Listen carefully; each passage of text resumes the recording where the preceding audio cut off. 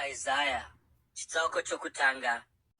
Chiratidzo chaIsaya mwanakomana waAmozi chaakaona pamusoro peJudha neJerusarema pamazuva aUzia naJotamu naAhazi naHezekia madzimambo eJudha.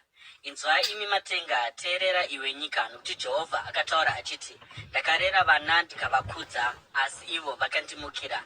Nzombe inoziva vatenzi vayo, nembongoro inoziva chidyiro chomwene wayo, asi Israeri haizivi, vanhu vangu havanzwisisi. Haiwa, rudzi runotadza, vanhu vakaremerwa nezvakaipa, vana vavaiti vezvakaipa, vana vanoita zvakaora, vakasiya Jehovha, vakashora mutsvene waIsraeri, vakamufuratira. Mucharambireiko muchingorohwa? Munorambireiko muchimukira Jehovha? Musoro wenyu wose wakakuvadzwa, mwoyo wenyu wose warwadziwa. Kubvira pasi porutsoka rwako kusvikira panhongonya yomusoro wako hapana pakukutu, anongova maronda nokurwadziwa namavanga akazaruka, asina kusukwa kana kusungwa kana kuzorwa mafuta. Nyika yenyu yaparadzwa, maguta enyu apiswa nomoto, minda yenyu iri kutorwa navatorwa pamberi penyu chaipo. Nyika yaparadzwa sapanoparadza vatorwa. Mwanasikana weZioni asiyiwa mudumba, mumunda wemizambiringa, seimba mumunda wamanwiwa, seguta rakakombwa. Dai Jehovha Wamasimba Ose asina kutisiyira vakapunyuka, tingadai takafanana neSodhomu, tingadai takaita seGomora. Inzwai shoko raJehovha, imi vabati veSodhomu, teererai kumurayiro waMwari wedu, imi vanhu veGomora. Zvibayiro zvenyu zvizhinji zvinyiko kwandiri, ndizvo zvinotaura Jehovha. Zvibayiro zvinopiswa zvawandisa, zvamakondobwe namafuta ezvipfuwo zvakakodzwa. Handifadzwi neropa renzombe, ramakwayana nerembudzi. Pamunouya kuzozviratidza pamberi pangu, ndianiko akambokukumbirai izvi kwamuri? Naikoko kutsika-tsika pavazhe dzangu. Regai kuuya nezvipiriso zvisina maturo, zvinonhuhwira zvenyu zvinondinyangadza. Nguva dzokugara kwomwedzi, masabata nenguva dzekokorodzano. Handigoni kufarira ungano dzenyu dzakaipa, mitambo yenyu yokugara kwomwedzi nemitambo yenyu yakatsaurwa inovengwa nomweya wangu. Zvava mutoro kwandiri, ndaneta nokuzvitakura. Pamunotambanudza maoko enyu muchinyengera, ini ndichakuvanzirai chiso changu. Kunyange mukawanza munyengetero, handisi kuzokunzwai. Maoko enyu azere neropa. Shambai muzvinatse, bvisai mabasa enyu akaipa pamberi pangu. Regai kuita zvakaipa, dzidzai kuita zvakarurama. Tsvakai kururamisira, kurudzirai vakamanikidzwa. Dzivirirai nherera, mukumbirire chirikadzi. Chiuyai zvino titaurirane, ndizvo zvinotaura Jehovha.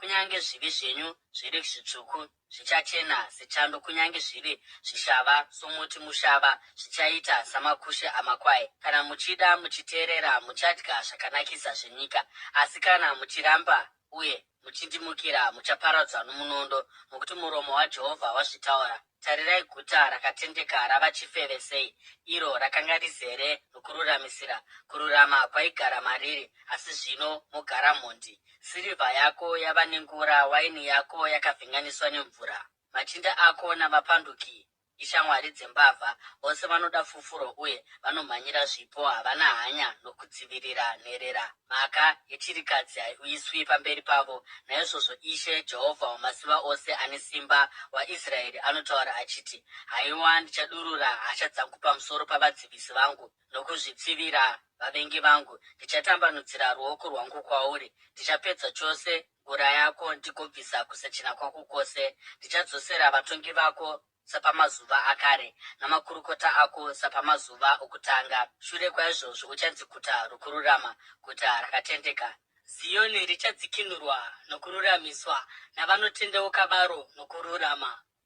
Asi vapanduki navatadzi vachaparadzwa vose, uye vose vanosiya Jehovha vachaparara, nokuti muchanyadziswa nokuda kwemiti yomuoki yamunoeresa, yamunofadzwa nayo, muchinyadziswa nokuda kwamapindu amakasarudza. Muchafanana nomuoki wasvava mashizha, sebindu risina mvura. Murume ane simba achava serwodzi, nebasa rake sesasaradzi. Zvose zvichatsva pamwe chete, pasina achadzima moto.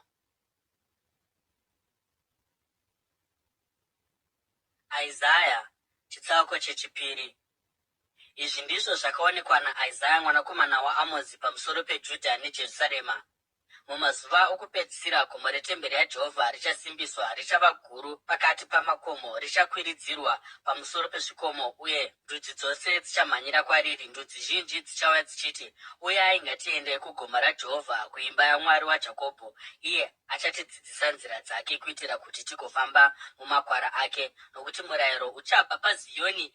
Achatonga pakati pendudzi, uye achapedza gakava pakati pamarudzi mazhinji. Vachapfuura minondo yavo vagoiita mapadza, namapfumo avo vagoaita mapanga okuchekerera miti nawo. Rudzi rumwe harungazosimudziri munondo kuno rumwe rudzi, kana kuzodzidzirazve kurwa.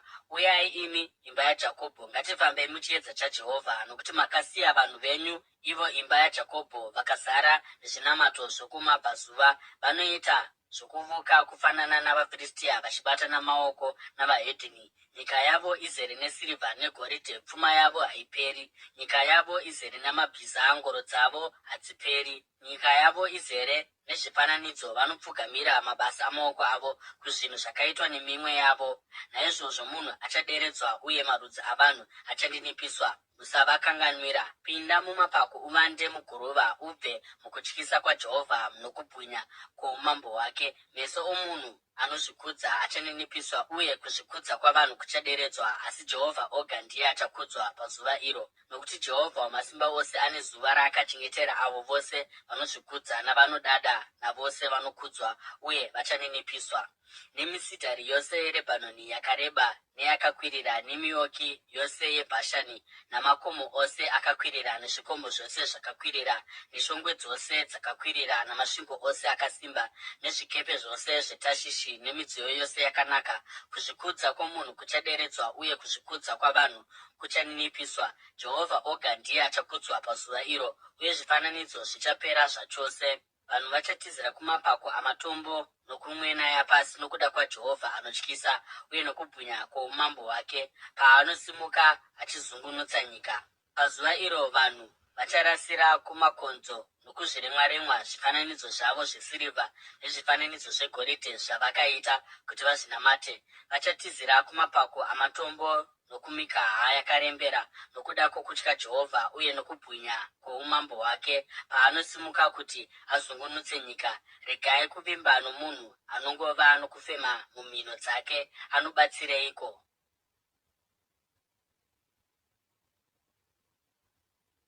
Isaya chitsauko chechitatu. Tarirai zvino, Ishe Jehovha Wamasimba Ose ava kuda kutora zvose rutsigiro nomudonzvo kubva kuJerusarema neJudha, rutsigiro rwose rwezvokudya norutsigiro rwose rwemvura.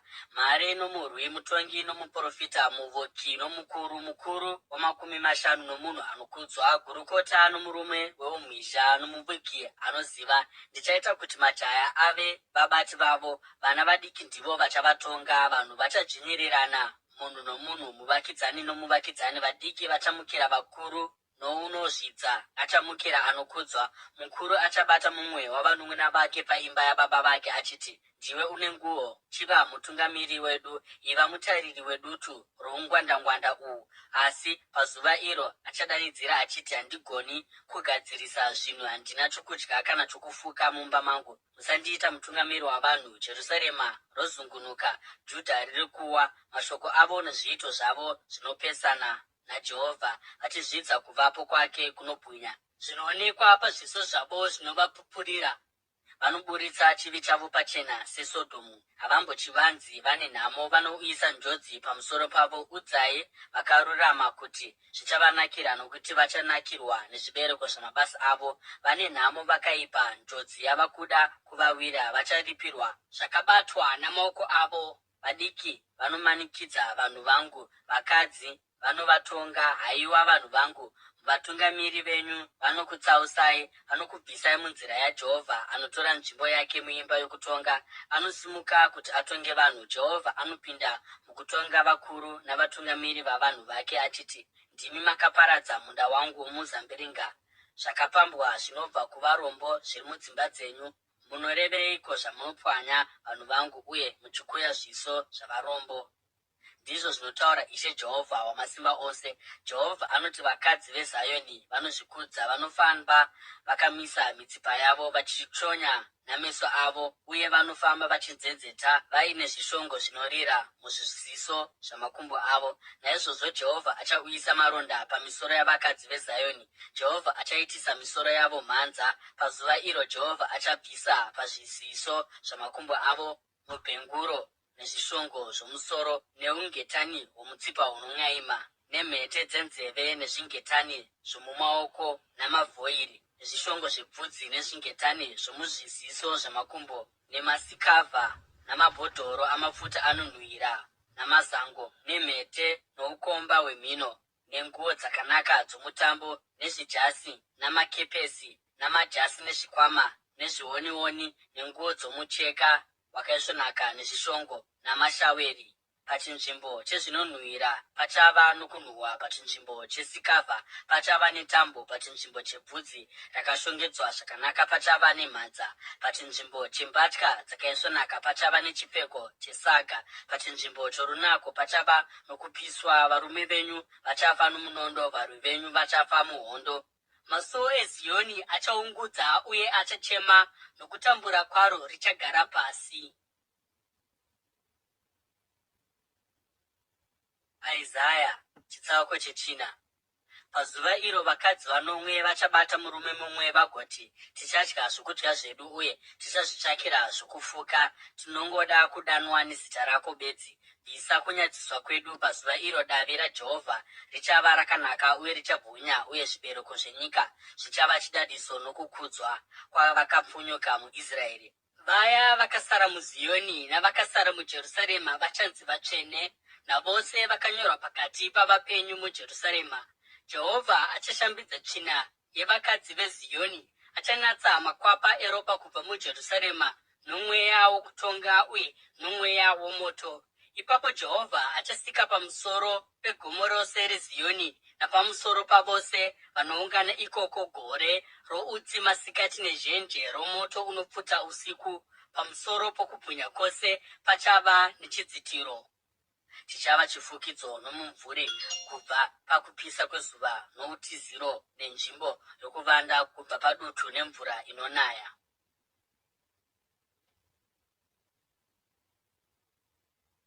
Isaya chitsauko chechishanu. Ndichaimbira mudiwa wangu rwiyo pamusoro pomunda wake wemizambiringa. Mudiwa wangu akanga ane munda wake wemizambiringa pachikomo chakaorera. Akautimbira, akabvisa mabwe, akasimamo mazambiringa akaisvonaka.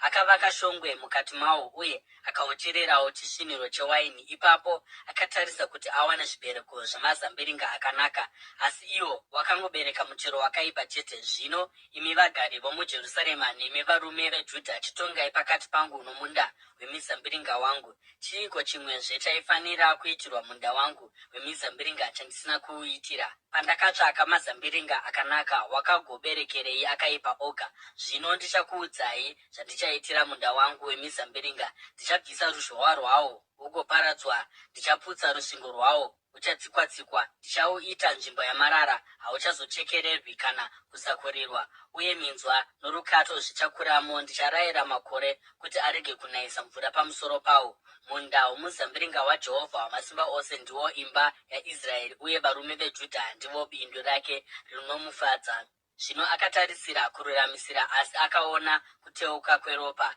Akatsvaka kururama, asi akanzwa kuchema kwokutambudzika. Mune nhamo imi munowedzera dzimba nedzimba, uye munobatanidza munda nomunda, kusvikira pasisina nzvimbo yasara, mugogara moga munyika. Jehovha Wamasimba Ose akataura, ndichinzwa akati, zvirokwazvo dzimba zhinji dzichava matongo, dzimba huru dzakanaka dzichashaya vanogaramo. Maeka 10 omunda wemizambiringa achabereka bhati rimwe chete rewaini, uye homeri rembeu richabereka efa imwe chete rezviyo. Vane nhamo avo vanomuka mangwanani kuti vatsvake doro rinodhaka, vanogara kusvikira usiku, kusvikira vapengeswa newaini, vanenge vane rudimbwa nemitengeranwa pamabiko avo, namatambureni nenyeri newaini. asi havana hanya namabasa aJehovha, havana rukudzo nebasa ramaoko ake. Naizvozvo vanhu vangu vachapinda muutapwa nokuda kwokushayiwa zivo. Vanokudzwa vavo vachafa nenzara, uye vazhinji vavo vachafa nenyota. Naizvozvo gehena rakawedzera kukara kwaro, uye rakazarura muromo waro zvinodarika mwero. Mariri muchaburukira vanokudzwa vavo nevoruzhinji munavo sevanokakavara vavo navanofara vavo. Naizvozvo munhuwo zvake achadzikiswa, marudzi avanhu achaninipiswa, nameso avanozvikudza achaninipiswa. Asi Jehovha Wamasimba Ose achakudzwa nokuda kwokururamisira kwake, uye Mwari mutsvene achazviratidza pachake kuti mutsvene mukururama kwake. Ipapo makwai achafura saari mumafuro awo, makwayana achadya pakati pamatongo avapfumi. Vane nhamo avo vanokweva chivi nerwodzi rwokunyengera uye zvakaipa sezvinenge mabote engoro, uye nevanoti, Mwari ngaakurumidze, ngaachimbidzike nebasa rake kuti tirione. Ngarisvike urongwa hwomutsvene waIsraeri, ngahuuye kuti tihuzive. Vane nhamo avo vanoti, zvakaipa ndizvo zvakanaka, uye zvakanaka ndizvo zvakaipa, vanoisa rima panzvimbo yechiedza nechiedza panzvimbo yerima, vanoisa zvinovava panzvimbo yezvinotapira nezvinotapira panzvimbo yezvinovava. Vane nhamo avo vanoti vakachenjera pameso avo, uye vakangwara pakuona kwavo. Vane nhamo avo vanova mhare pakunwa waini, uye shasha pakuvhenganisa zvokunwa zvinodhaka. Vanopembedza ane mhosva nokuda kwefufuro, asi vanoramba kururamisira vasina mhosva. Naizvozvo samarimi omoto anonanzva mashanga, uye souswa hwakaoma hunomedzwa nemirazvo yemoto, naizvozvo midzi yawo ichaora, uye maruva avo achapeperetswa seguruva, nokuti vakaramba murayiro waJehovha Wamasimba Ose, uye vakazvidza shoko romutsvene waIsraeri. Naizvozvo kutsamwa kwaJehovha kwopfuta pamusoro pavanhu vake, ruoko rwake rwasimudzwa, uye anovarovera pasi. Makomo anozungunuka, uye mitumbi yavakafa yaita samarara mumigwagwa. Kunyange zvakadaro, nokuda kwezvose izvi, kutsamwa kwake hakuna kudzorwa, ruoko rwake rwaramba rwakasimudzwa. Anosimudzira ndudzi dziri kure mureza, anoridzira muridzo kuna avo vari kumigumo yenyika. Havo vouya nokukurumidza uye nokuchimbidzika. Hapana kana mumwe wavo anoneta kana kugumburwa. Hapana kana mumwe wavo achakotsira kana kuvata. Hapana kana bhanire richasunungurwa pachiuno. Hapana kana rukanda rweshangu ruchadambuka. Miseve yavo inopinza uta hwavo hwose hwakakungwa. Mawanda amabhiza avo anenge omusarasara, mavhiri engoro dzavo akaita sechamupupuri. Kuomba kwavo kwakaita sokweshumba, vanoomba kufanana neshumba diki. Vanodzvova pavanobata mhuka yavo vagoitakura pasina kana angairwira. Pazuva iro vachaomba pamusoro payo sokutinhirwa kwegungwa, uye kana mumwe akatarisa panyika achaona rima nokutambudzika, kunyange chiedza chichasvibiswa namakore.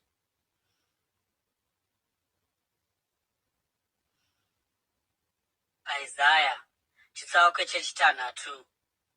Mugore rakafa mambo Uzia, ndakaona Ishe agere pachigaro choushe, chirefu chakakwirira, uye mupendero wenguo dzake wakazadza temberi. Kumusoro kwake kwaiva neserafimi, imwe neimwe yaiva namapapiro matanhatu, namapapiro maviri dzakafukidza uso hwake, namaviri dzakafukidza makumbo adzo, uye namaviri dzakanga dzichibhururuka. Zvino imwe yaidanidzira kune imwe ichiti, mutsvene, mutsvene, mutsvene, yeJehovha Wamasimba Ose, nyika yose izere nokubwinya kwake, nokutinhira wamanzwi adzo, nheyo dzezvikumbaridzo dzakazungunuka, uye temberi yakazadzwa noutsi. Ipapo ndakachema ndichiti, ndine nhamo, ndaparara, nokuti ndiri munhu ane miromo ine tsvina, uye ndigere pakati pavanhu vane miromo ine tsvina, uye meso angu aona Mambo, Jehovha Wamasimba Ose. Ipapo imwe yesarafimi yakabhururukira kwandiri, ine zimbe romoto muruoko rwayo, rayakanga yatora nembato kubva paaritari. Yakagunzva muromo wangu nawo ikati, tarira, zimbe iri ragunzva miromo yako, mhosva yako yabviswa, uye chivi chako chadzikinurwa. Ipapo ndakanzwa inzwi raJehovha richiti, ndiani mwandichatuma, uye ndiani achatiendera? Ini ndakati, ndiri pano, nditumei. Iye akati, enda undoudza vanhu ava kuti, munogara muchinzwa asi hamunzwisisi, munogara muchiona asi hamuonesesi. Ita kuti mwoyo yavanhu ava isindimare, ita kuti nzeve dzavo dzisanzwisise. uye vatsinzine meso avo nokuti vangaona, nameso avo nokunzwa, nenzeve dzavo vakanzwisisa nemwoyo yavo, vakadzoka vakaporeswa. Ipapo ndakati, haiwa Ishe, kusvikira riniko? Iye akapindura achiti, kusvikira maguta ava matongo uye pasisina angagaramo, kusvikira dzimba dzasiyiwa dzisina vanhu neminda yaparadzwa zvachose, kusvikira Jehovha adzingira vanhu kure uye nyika yasiyiwa zvachose. Uye kunyange kukasara chegumi munyika, naichowo chichaparadzwa. Asi somuterabhiniti nomuouki zvichasara zvava zvigutsa pazvinotemwa, saizvozvo rudzi rutsvene ruchavawo sechigutsa munyika.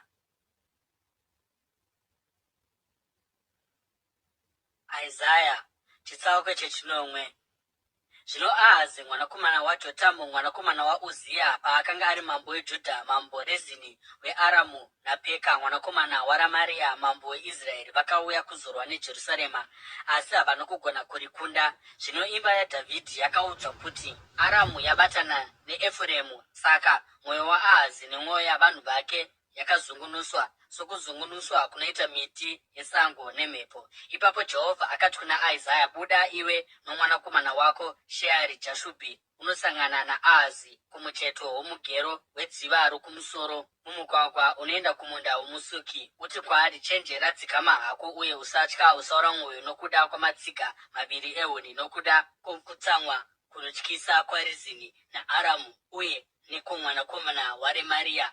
Aramu naEfuremu nomwanakomana waRemaria vakarangana kukuparadza vachiti, handei tindorwa neJudha, ngatiribvarurei tigorigovana pakati pedu, tigogadza Tabheeri kuti ave mambo pamusoro paro. Asi hanzi naIshe Jehovha, izvi hazvingamiri, hazvingaitiki, nokuti musoro weAramu iDhamasiko uye musoro weDhamasiko iRezini bedzi. Makore 65 asati apera, vaEfuremu vachaputswa-putswa zvokusazova rudzizve. Musoro waEfuremu iSamaria uye musoro weSamaria mwanakomana waRamaria bedzi. Kana usingamiri zvakasimba mukutenda kwako, hauchazomiri zvachose. Jehovha akataurazve kuna Ahazi akati, kumbira chiratidzo kuna Jehovha Mwari wako, kunyange pakadzika-dzika kana pamusoro-soro. Asi Ahazi akati, handizokumbiri, handingaedzi Jehovha. Ipapo Isaya akati, inzwai zvino, imi imba yaDhavhidhi, hazvina kuringana here kuedza mwoyo murefu wavanhu? Ko, imi muchaedzawo mwoyo murefu waMwari wangu here?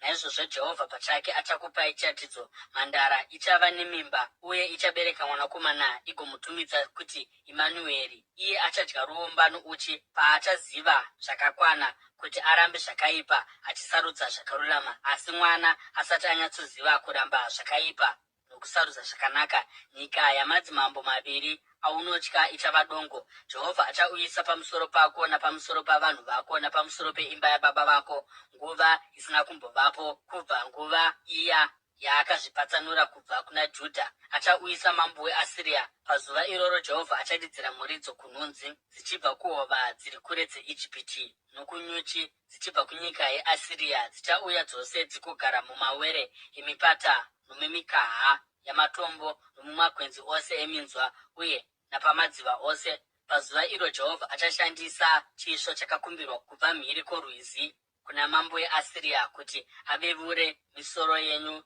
nemvere dzomumakumbo enyu, uye kuti abvisewo ndebvu dzenyu. Pazuva iro murume achapfuwa mhou duku imwe chete nembudzi 2, uye nokuda kwokuwanda kwomukaka wadzinopa achadya ruomba. Vose vachasara munyika vachadya ruomba nouchi. Pazuva iro munzvimbo imwe neimwe maimbova nemizambiringa inokwana chiuru yaitengwa namashekeri anokwana chiuru esirivha. Pachazova norukato neminzwa chete. Varume vachaendako neuta nemiseve, nokuti nyika ichange yafukidzwa norukato neminzwa. Kana zviri zvikomo zvose zvaichimbosakurirwa nebadza, hakuna achada kuendako nokuda kwokutya rukato neminzwa. Dzichava nzvimbo dzokusungira mombe nokunomhanyirwa namakwai.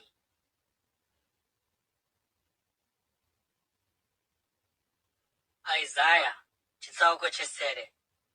Jehovha akati kwandiri, tora bhuku guru unyore pamusoro paro nechinyoreso pamusoro paMaheri Sharari Hashi Bhazi. Ndichadana Uria muprista naZekaria mwanakomana waJebherekia sezvapupu zvakatendeka kwandiri. Ipapo ndakaenda kumuprofitakadzi akatora pamuviri akabereka mwanakomana. Zvino Jehovha akati kwandiri, mutumidze kuti Maheri Sharari Hashi Bhazi, nokuti mwana asati aziva kuti baba vangu kana kuti mai vangu pfuma yeDhamasiko nezvakapambwa zveSamaria zvichatakurwa namambo weAsiria. Jehovha akataura zvikwandiri akati, nokuti vanhu ava vakaramba mvura inoerera zvinyoronyoro yeShiroa uye vanofarira Rezini nomwanakomana waRemaria, naizvozvo Jehovha ava kuda kuuyisa pamusoro pavo mafashamu makuru orwizi. Mambo weAsiria nokukudzwa kwake kwose ruchapachukira hova dzarwo dzose uye rugopachukira kumahombekombe arwo ose. Ruchakukura kusvikira kuJudha ruchipafuma nomukati mayo, rugopfuura nomairi richisvika muhuro. Kutandavara kwamapapiro arwo kuchapfukidza upamhi hwenyika yako, iwe Imanueri. Ridzai mhere yehondo imi ndudzi mugoputswa-putswa. Teererai imi nyika dzose dziri kure. Gadzirirai kurwa mugoputswa-putswa. Gadzirirai urongwa hwenyu asi huchakona. Taurai zvourongwa hwenyu asi hauzomiri, nokuti Mwari anesu. Jehovha akataura kwandiri, ruoko rwake rune simba rwuri pamusoro pangu, achindiyambira kuti ndirege kutevera nzira yavanhu ava. Akati, musati irangano zvinhu zvose zvinonzi navanhu ava. Irangano, musatya zvavanotya, musazvivhunduka. Jehovha Wamasimba Ose ndiye wamunofanira kuita mutsvene, ndiye wamunofanira kuvhunduka. Ndiye achava nzvimbo tsvene, asi padzimba dzose dzaIsraeri achava dombo rinoita kuti vanhu vagumburwe nedombo rinoita kuti vapunzike, uye kuvanhu veJerusarema iye achava musungo norugombe. Vazhinji vavo vachagumburwa, vachawa vagovhunika, vachateyiwa vagobatwa. Sungai chipupuriro mugosimbisa murayiro pakati pavadzidzi vangu. Ndichamirira Jehovha, iye ari kuvanzira imba yaJakobho chiso chake. Ndichaisa ruvimbo rwangu maari. Ndiri pano navana vandakapiwa naJehovha, tiri zviratidzo nemifananidzo muIsraeri inobva kuna Jehovha Wamasimba Ose pagomo reZioni. Kana vanhu vachiti kwamuri, bvunzai masvikiro, navavuki vanozemezera nokunguruma, ko vanhu havangabvunzi kuna Mwari wavo here? Munobvunzirei vakafa pamusoro pavapenyu? Endai kumurayiro nokuzvipupuriro. Kana vasingatauri maererano neshoko iri, havana chiedza chamambakwedza. Vatambudzika, vava vane nzara, vachafamba-famba nenyika. Pavachatambudzika vachava neshungu uye vachatarira kudenga, vagotuka mambo wavo naMwari wavo. Ipapo vachatarira pasi vagoona nhamo chete nerima nokusafara kunotyisa, uye vachakandirwa kurima guru.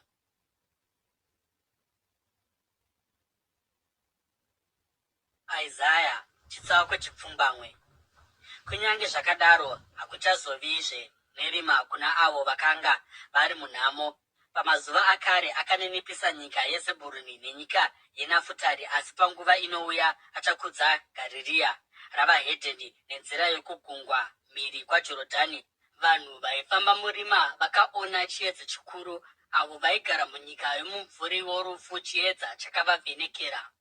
Makakurisa rudzi mukawedzera mufaro wavo. Vanofara pamberi penyu savanhu vanofara panguva yokukohwa, sokufara kwavarume kana vachigoverana zvakapambwa. Nokuti sapamazuva okukundwa kwavaMidhia, vamakaparadzira joko raivaremera nebanda raichinjika mapfudzi avo, iyo tsvimbo yavamanikidzi vavo. Shangu imwe neimwe yomurwi yakashandiswa muhondo, nenguo imwe neimwe yakaumburudzwa muropa zvichapiswa, zvichava huni dzomoto. Nokuti takazvarirwa mwana, takapiwa mwanakomana, uye umambo huchava pamapfudzi ake, uye achanzi Gota Rinoshamisa, Mwari ane simba, Baba vokusingaperi, Muchinda worugare. Kukura kwoumambo hwake nekworugare rwake hazvizovi namagumo. Achatonga pachigaro choushe chaDhavhidhi napamusoro poumambo hwake, achihusimbisa nokuhutsigira nokururamisira uye nokururama, kubva panguva iyoyo kusvikira nokusingaperi. Kushingaira kwaJehovha Wamasimba Ose kuchazviita.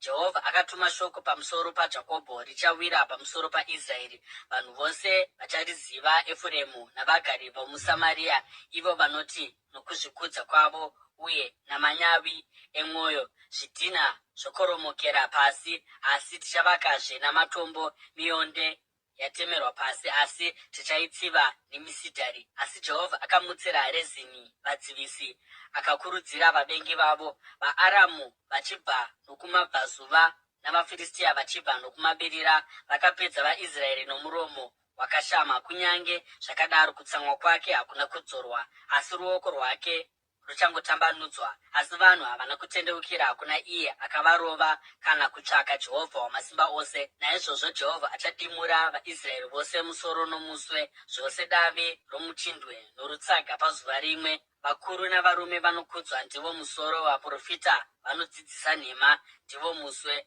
Vanotungamirira vanhu ava vanovatsausa, navose vanotungamirirwa vanotsauswa. Naizvozvo Jehovha haachazofariri majaya kana kuva netsitsi nenherera nechirikadzi, nokuti mumwe nomumwe wavo haana umwari uye akaipa. Muromo mumwe nomumwe unotaura zvoupenzi. Kunyange zvakadaro kutsamwa kwake hakuna kudzorwa, ruoko rwake ruchangosimudzwa. Zvirokwazvo zvakaipa zvinopfuta somoto unopisa rukato, neminzwa unopisa matenhere edondo, zvokuti unokwira kudenga mushongwe youtsi. Kubudikidza nokutsamwa kwaJehovha Wamasimba Ose nyika ichapiswa kwazvo, uye vanhu vachava huni dzomoto. Hapana achaponesa hama yake. Kurudyi vachadya asi vacharamba vane nzara, kuruboshwe vachadya asi havangaguti. Mumwe nomumwe achadya nyama yomwana wake. Manase achadya Efuremu uye Efuremu achadya Manase. Pamwe chete vachamukira Judha. Kunyange zvakadaro kutsamwa kwake hakuna kudzorwa, ruoko rwake ruchakangosimudzwa.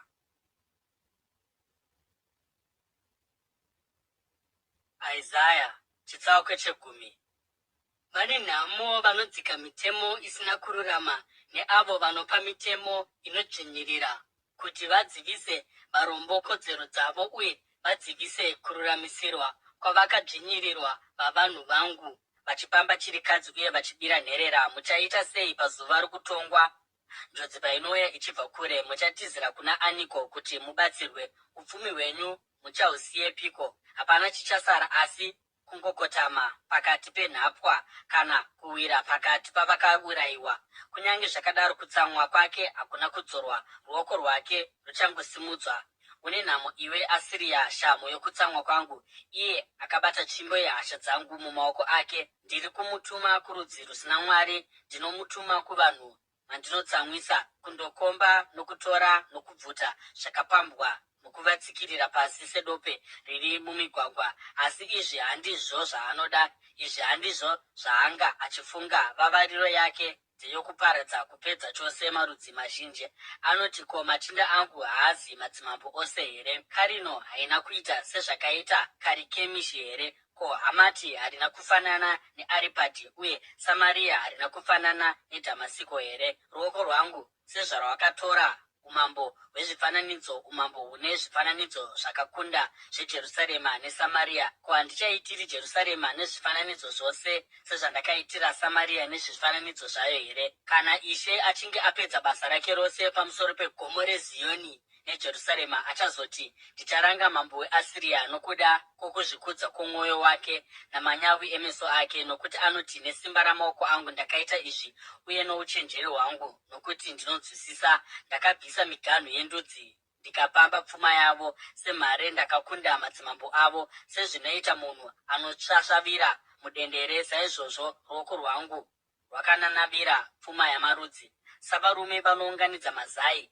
akasiyiwa, saizvozvo ndakaunganidza nyika dzose. Hakuna yakapfakanyisa bapiro kana kushamisa muromo wayo kuti irire. Ko, demo ringazvirumbidza kupfuura iye anoritemesa here? Kana jeko ringazvirumbidza pamusoro pounorishandisa here? Zvinozoita kunge tsvimbo inosimudza uyo anoitakura, kana mudonzvo kusimudza uyo asati ari huni. Naizvozvo Ishe Jehovha Wamasimba Ose achitumira denda rinoonza pamusoro pavarwi vakafuta pasi pokubwinya kwake. Moto uchatungidzwa kufanana nemirazvo inopfuta. Chiedza chaIsraeri chichava moto nomutsvene wavo murazvo womoto. Muzuva rimwe chete uchapfuta ugopedza minzwa yake norukato rwake. Kubwinya kwamasango ake neminda yake yakaorera kuchaparadzwa chose, kufanana nomurwere anoramba achipera. Uye miti yakasara yamasango ake ichava mishoma kwazvo, zvokuti mwana angagona kuinyora pasi. Pazuva iro vakasara veIsraeri vakapunyuka,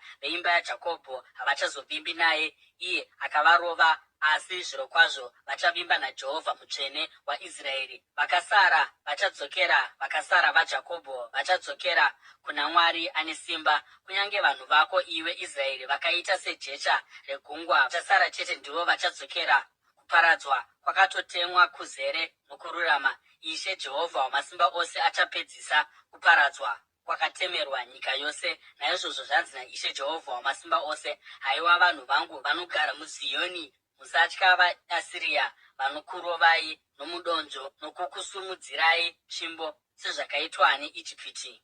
Nokuti nenguva duku duku kutsamwa kwangu pamusoro penyu kuchapera, uye hasha dzangu dzichanangana nokuparadzwa kwavo. Jehovha Wamasimba Ose achavarova netyava samarovero aakaita vaMidhia padombo reOrebhi, uye achasimudza tsvimbo yake pamusoro pemvura zhinji sezvaakaita muIjipiti. Pazuva iro mitoro yavo ichabviswa pamapfudzi enyu nejoko ravo pamitsipa yenyu. Joko richavhuniwa nokuti manyanya kufuta. Vanopinda muAyati vopfuura nomumigironi, vochengeta nhumbi paMikimashi. Vanopfuura napamupata vagoti, tichadzika matende paGebha usiku. Rama rinobvunda, Gibhea raSauro rinotiza. Ridza mhere iwe mukunda weGarimi, teerera iwe Raisha, newe Anatoti unonzwisa urombo. Madhimena riri kutiza, vanhu veGebhimi vanovanda. Zuva ranhasi vachamira paNobhi, vachakunga chibhakera chavo pagomo remwanasikana weZioni, pachikomo cheJerusarema. Tarirai,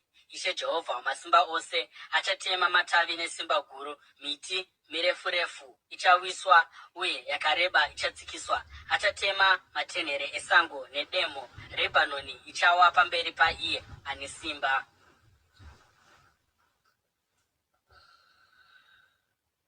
Isaya chitsauko 11.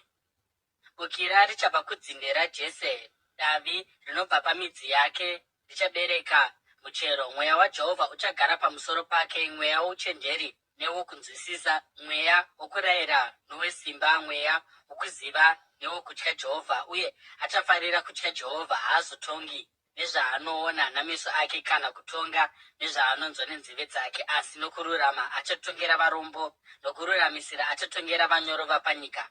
Acharova nyika neshamhu yomuromo wake, nokufema kwemiromo yake achauraya vakaipa. Kururama ndiro richava bhanire rake, uye kutendeka bhanire romuchiuno chake. Bere richagara negwayana, ingwe ichavata pasi nembudzi, mhuru neshumba nezvakakodzwa zvichafura pamwe chete, uye mwana mudiki achazvitungamirira. Mhou ichafura nebere, vana vazvo vachavata pasi pamwe chete, uye shumba ichadya uswa senzombe. Mwana mucheche achatambira pedyo nomwena wemhakure, uye mwana mudiki achaisa ruoko rwake mumwena wenyoka. Hazvingazova kuvadzi kana kuparadza pagumo rangu rose dzvene, nokuti nyika ichazara nokuziva Jehovha semvura zhinji inofukidza gungwa. Pazuva iro mudzi waJese uchamira somureza wamarudzi. Ndudzi dzichamhanyira kwaari, uye nzvimbo yake yokuzorora ichabwinya. Pazuva iro Jehovha achatambanudza ruoko rwake kechipiri kuti adzorezve vakasara, ivo vanhu vake vakasiyiwa kubva kuAsiria,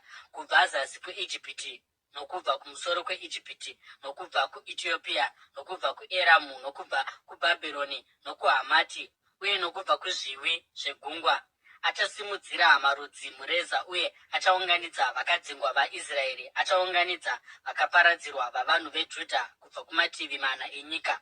Godo raEfuremu richapera, uye vavengi vavaJudha vachagurwa. Efuremu haachazovi negodo naJudha, naJudha haangaitire Efuremu hasha, asi vachawira pamusoro pamateru eFiristia kumavirazuva pamwe chete. Vachapamba vanhu vokumabvazuva, vachatora Edhomu neMoabhu, uye vaAmoni vachava varanda vavo. Jehovha achaomesa chose chikamu chegungwa reIjipiti nemhepo inopisa. Achatsvaira noruoko rwake pamusoro perwizi rweIfuratesi. Acharukamura-kamura agoruita hova nomwe, kuitira kuti vanhu vagone kuyambuka vachienda mhiri vakapfeka shangu. Pachava nomugwagwa mukuru wavanhu vake vakasara vakasiyiwa kubva kuAsiria, sezvazvakanga zviri kuvaIsraeri pavakabva kuIjipiti.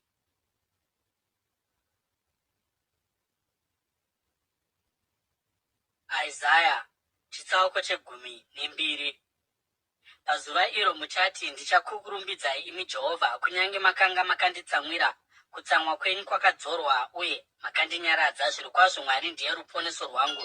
Ndichavimba naye uye handingatyi. Jehovha ndiye simba rangu nerwiyo rwangu, ava ruponeso rwangu. Nomufaro muchachera mvura kubva mumatsime oruponeso.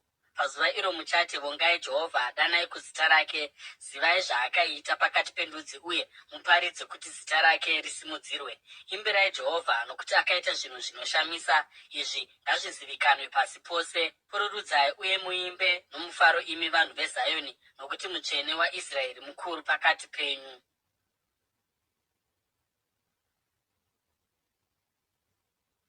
Isaya chitsauko 13. Shoko rakaonekwa naIsaya mwanakomana waAmozi pamusoro peBhabhironi. Simudzai mireza pamusoro pechikomo chisina miti, danidzirai kwavari, muninire kwavari kuti vapinde pamasuo amakurukota. Ndakarayira vatsvene vangu, ndakadana varwi vangu kuti vazadzise kutsamwa kwangu, avo vanofadzwa nokukunda kwangu. Inzwai kutinhira pamusoro pamakomo kwakafanana nokwavanhu vazhinji. Inzwai mheremhere pakati poumambo, sendudzi dziri kuungana pamwe chete. Jehovha Wamasimba Ose ari kugadzirira mauto kundorwa, vanobva kunyika dziri kure, kubva kumagumo amatenga. Jehovha nezvombo zvokutsamwa kwake kuti aparadze nyika yose. Ungudzai, nokuti zuva raJehovha rava pedyo, richauya nokuparadza kunobva kuna Wamasimba Ose. Naizvozvo maoko ose achashaya simba, mwoyo mumwe nomumwe wavanhu uchanyunguduka. Kutya kuchavabata, kurwadziwa nokugomera zvichavabata. Vachamonyoroka somukadzi ari kusununguka. Vachatarisana vachishamisika, mumwe nomumwe wavo zviso zvavo zvichipfuta. Tarirai, zuva raJehovha riri kuuya, zuva rakaipisisa, rine hasha nokutsamwa kunotyisa, kuti nyika ive dongo uye nokuzoparadza vatadzi vari mukati mayo.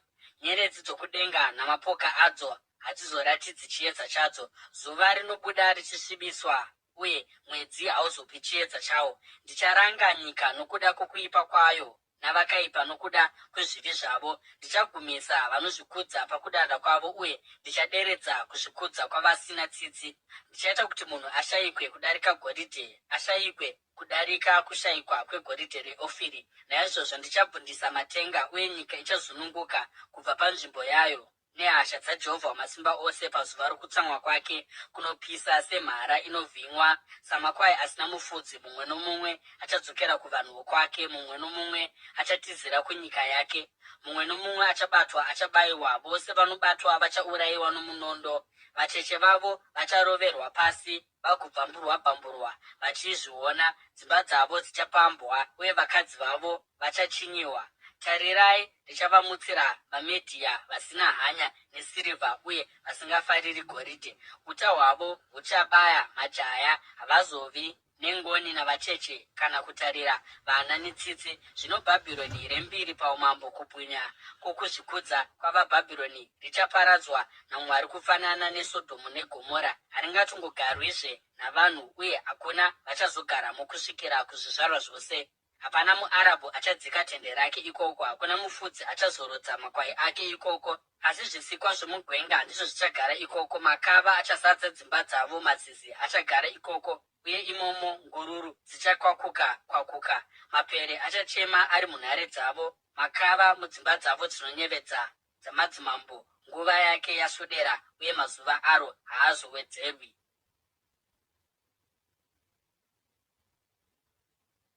Isaya chitsauko 14. Jehovha achanzwira Jakobho tsitsi, achasarudza Israeri zvakare, uye achavagarisa munyika yavo. Vatorwa vachabatana navo, vachanamatirana neimba yaJakobho. Ndudzi dzichavatora dzigovadzosera kunzvimbo yavo chaiyo, uye imba yaIsraeri ichatora ndudzi kuti vave varandarume navarandakadzi munyika yaJehovha. Vachaita nhapwa vaya vaimbova vatapi vavo, uye vachabata ushe pamusoro pavaya vaimbova vamanikidzi vavo. Pazuva ramuchapiwa rusununguko naJehovha kubva pakutambudzika nokusagadzikana nokubatwa noutsinye, uchasveeredza mambo weBhabhironi uchiti, haiwa, mumanikidzi apera sei! Haiwa, hasha dzake dzapera sei! Jehovha akavhuna tsvimbo yavakaipa netsvimbo yamadzimambo yaakarova nayo marudzi mukutsamwa nokurova kusingaperi, uye akakunda ndudzi nehasha nokurwisa kusingaperi. Nyika dzose dzazorora uye dzava norugare, votanga kufara nokuimba. Kunyange nemiti yemisipuresi nemisidhari yokuRebhanoni inofara pamusoro pako ichiti, zvino zvavaparadzwa, hakuna varume vanotsvaka huni vachauya kuzotitema. Pasi iro sheori razununguka uye rinangane newe pakuuya kwako. Riri kumutsa mweya yavakaenda kuti izokukwazisai. Vose vakaenda vari vatungamiri munyika rinoita kuti vasimuke pazvigaro zvavo zvoushe. Vose vakanga vari madzimambo endudzi. Vose vachapindura vachiti kwauri, newewo hauchisina simba sesu, wangufanana nesu. Kuzvikudza kwako kwose kwaderedzwa kusvika muguva, pamwe chete nokurira kurudimbwa rwako. Honye dzawarirwa pasi pako uye makonye anokufukidza. Haiwa, wawa seiko uchibva kudenga, iwe nyamasase yamangwanani, mwanakomana wamambakwedza?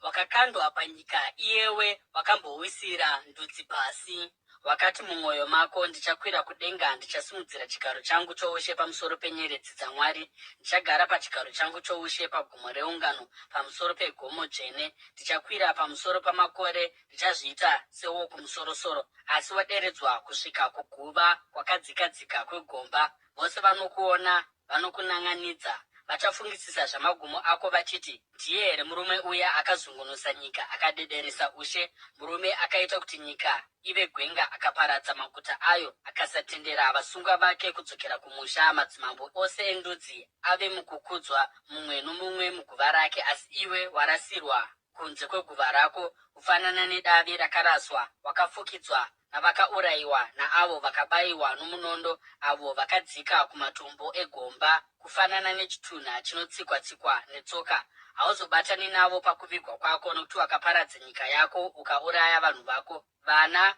vowakaipa havazotaurwi nezvavozve. Gadzirirai nzvimbo yokuurayira vanakomana vake nokuda kwezvivi zvamadzitateguru avo. Havazosimuki kuti vagare nhaka yenyika, vagozadza nyika namaguta avo. Ndichavamukira ini, ndizvo zvinotaura Jehovha Wamasimba Ose. Ndichabvisa zita rake navakasara vake kubva kuBhabhironi, vana vake navana vavana vake, ndizvo zvinotaura Jehovha. Ndichaishandura kuti ive nzvimbo yamazizi nenyika yamachawi. Ndicharitsvaira nomutsvairo wokuparadza, ndizvo zvinotaura Jehovha Wamasimba Ose. Jehovha Wamasimba Ose akapika achiti, zvirokwazvo sezvandakafunga ndizvo zvichaitika, uye sezvandakarangarira ndizvo zvichaitika. Ndichapwanya muAsiria munyika yangu, ndichamutsikirira pasi pomusoro pegomo rangu. Joko rake richabviswa kubva pavanhu vangu, nomutoro wake wokubva pamabvudzi avo. Iyi ndiyo pfungwa yakarongerwa nyika yose. Urwu ndirwo ruoko rwakatambanudzirwa pamusoro pamarudzi ose, nokuti Jehovha Wamasimba Ose akazvironga. Zvino ndianiko angamukonesa?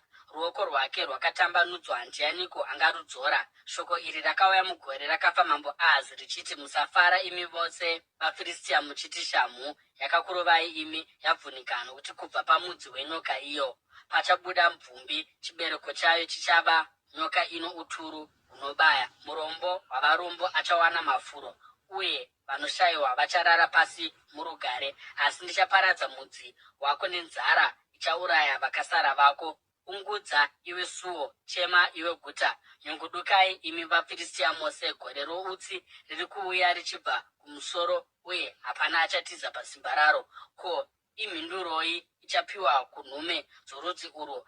Jehovha akasimbisa Zioni, uye mariri vanhu vake vanotambudzika vachawana pokuvanda.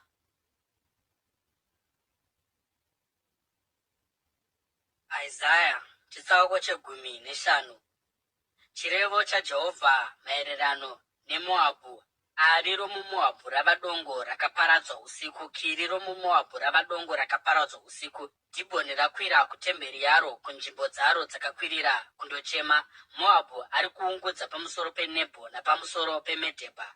misoro yose yaveurwa, ndebvu dzose dzabviswa munzira dzomuguta. Vakapfeka masaga pamusoro pamatenga edzimba uye nomumatare vanoungudza vose, vakazvambarara vachichema. Heshibhoni neErieri dzinodanidzira, manzwi avo anonzwika kusvikira kuJahazi. Naizvozvo varwi veMoabhu vanodanidzira uye mwoyo yavo yaziya. Mwoyo wangu unodanidzira pamusoro peMoabhu, vatizi varo vanotiza kusvikira kuZoari, kusvikira kuEgirati Sherishia. Vanokwidza nenzira yokuRihiti, vanofamba vachichema munzira yokuHoronaimi. Vanochema kuparadzwa kwavo. Mvura yokuNimirimi yakapwa uye uswa hwaoma. Pfumudza rapera uye hapachina chakasvibirira chakasara. Saka pfuma yavakawana neyavakaunganidza vanoiyambutsira mhiri kurukova rwemikona chando. Kudanidzira kwavo kwaita maungira kuchitevedza muganhu weMoabhu. Kuunganidzwa kwavo kunosvikira kuEgiraimi, kurira kwavo kunosvikira kuBheeri Erimi. Mvura yapaDhimoni yakazara neropa, asi ndichauyisazve zvakawanda pamusoro peDhimoni, shumba pamusoro pavatizi veMoabhu uye napamusoro pavaya vakasara munyika.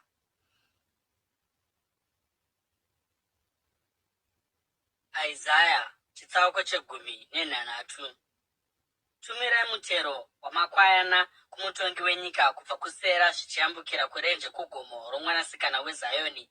Kufanana neshiri dzadzungaira dzichisundidzirwa kubva mudendere, ndizvo zvakaita vakadzi veMoabhu pamazambuko eAmoni. Tipeiwo zano, ruramisirai. Ita mumvuri wako kuti ufanane nousiku pamasikati makuru. Viga vatizi, usapandukira vapoteri. Rega vatizi veMoabhu vagare newe. Iva utiziro hwavo kubva kumuparadzi. Mutambudzi achasvika kumagumo uye kuparadza kuchapera.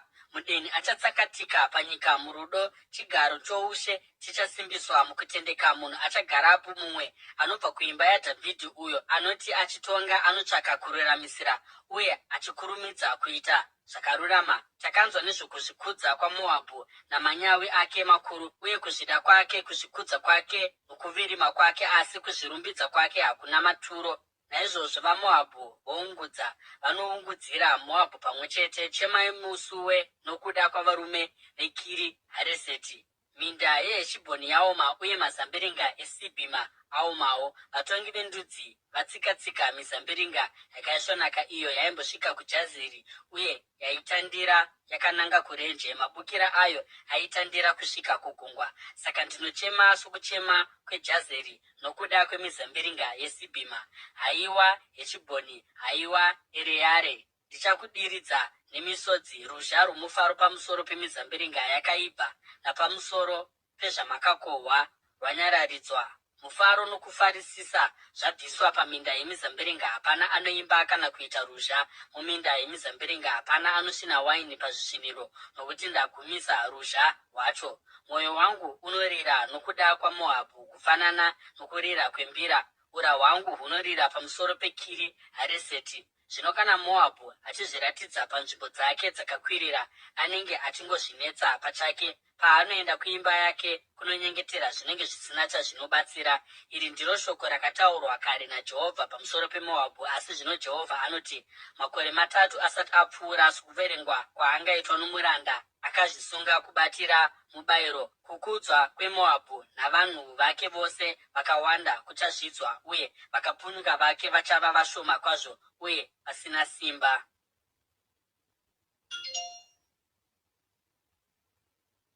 Isaya chitsauko chegumi nenomwe.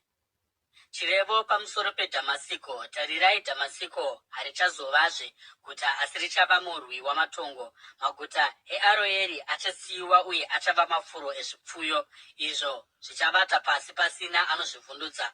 Maguta akakomberedzwa namasvingo achanyangarika achibva pana Efuremu, uye simba roushe kubva paDhamasiko. Vakasara veAramu vachava sembiri yavaIsraeri. Ndizvo zvinotaura Jehovha Wamasimba Ose. Pazuva iro kukudzwa kwaJakobho kuchapera, mafuta omuviri wake achapera. Zvichafanana nomukohwi anokohwa madzinde akamira, uyo anokohwa zviyo noruoko rwake, sezvinoita murume anononga hura dzezviyo mumupata weRefaimi. Kunyange zvakadaro, dzimwe tsanga dzichasara sezvinoita muOrivhi kana wazunzwa uchisiya maorivhi maviri kana matatu pamatavi okumusorosoro, mana kana mashanu pamatavi makuru anobereka.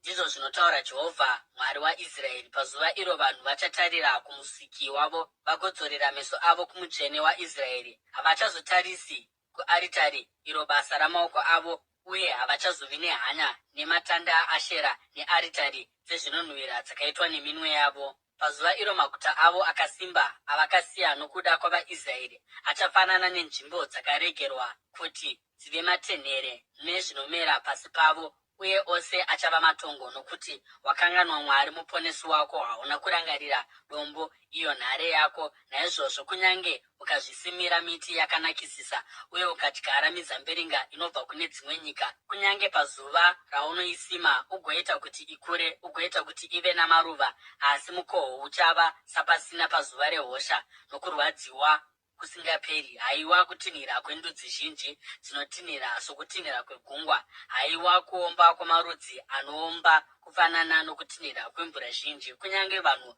vakaomba sokutinhira kwamafungu emvura, paanovatuka vachatizira kure, vachidzingirirwa nemhepo sehundi pamusoro pezvikomo, kufanana nouswa hunozungunuswa pamberi pedutu guru. Munguva yamadekwana pachava nokutyisa, kusati kwaedza havachipo. Uyu ndiwo mugove wavaya vanotibira nomubayiro wavanotipamba.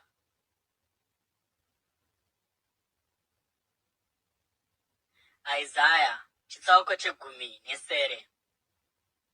Ine nhamo nyika yokutinhira yamapapiro inotevedza nzizi dzeEtiopia, inotuma nhume nenzira yomugungwa muzvikepe zvenhokwe pamusoro pemvura.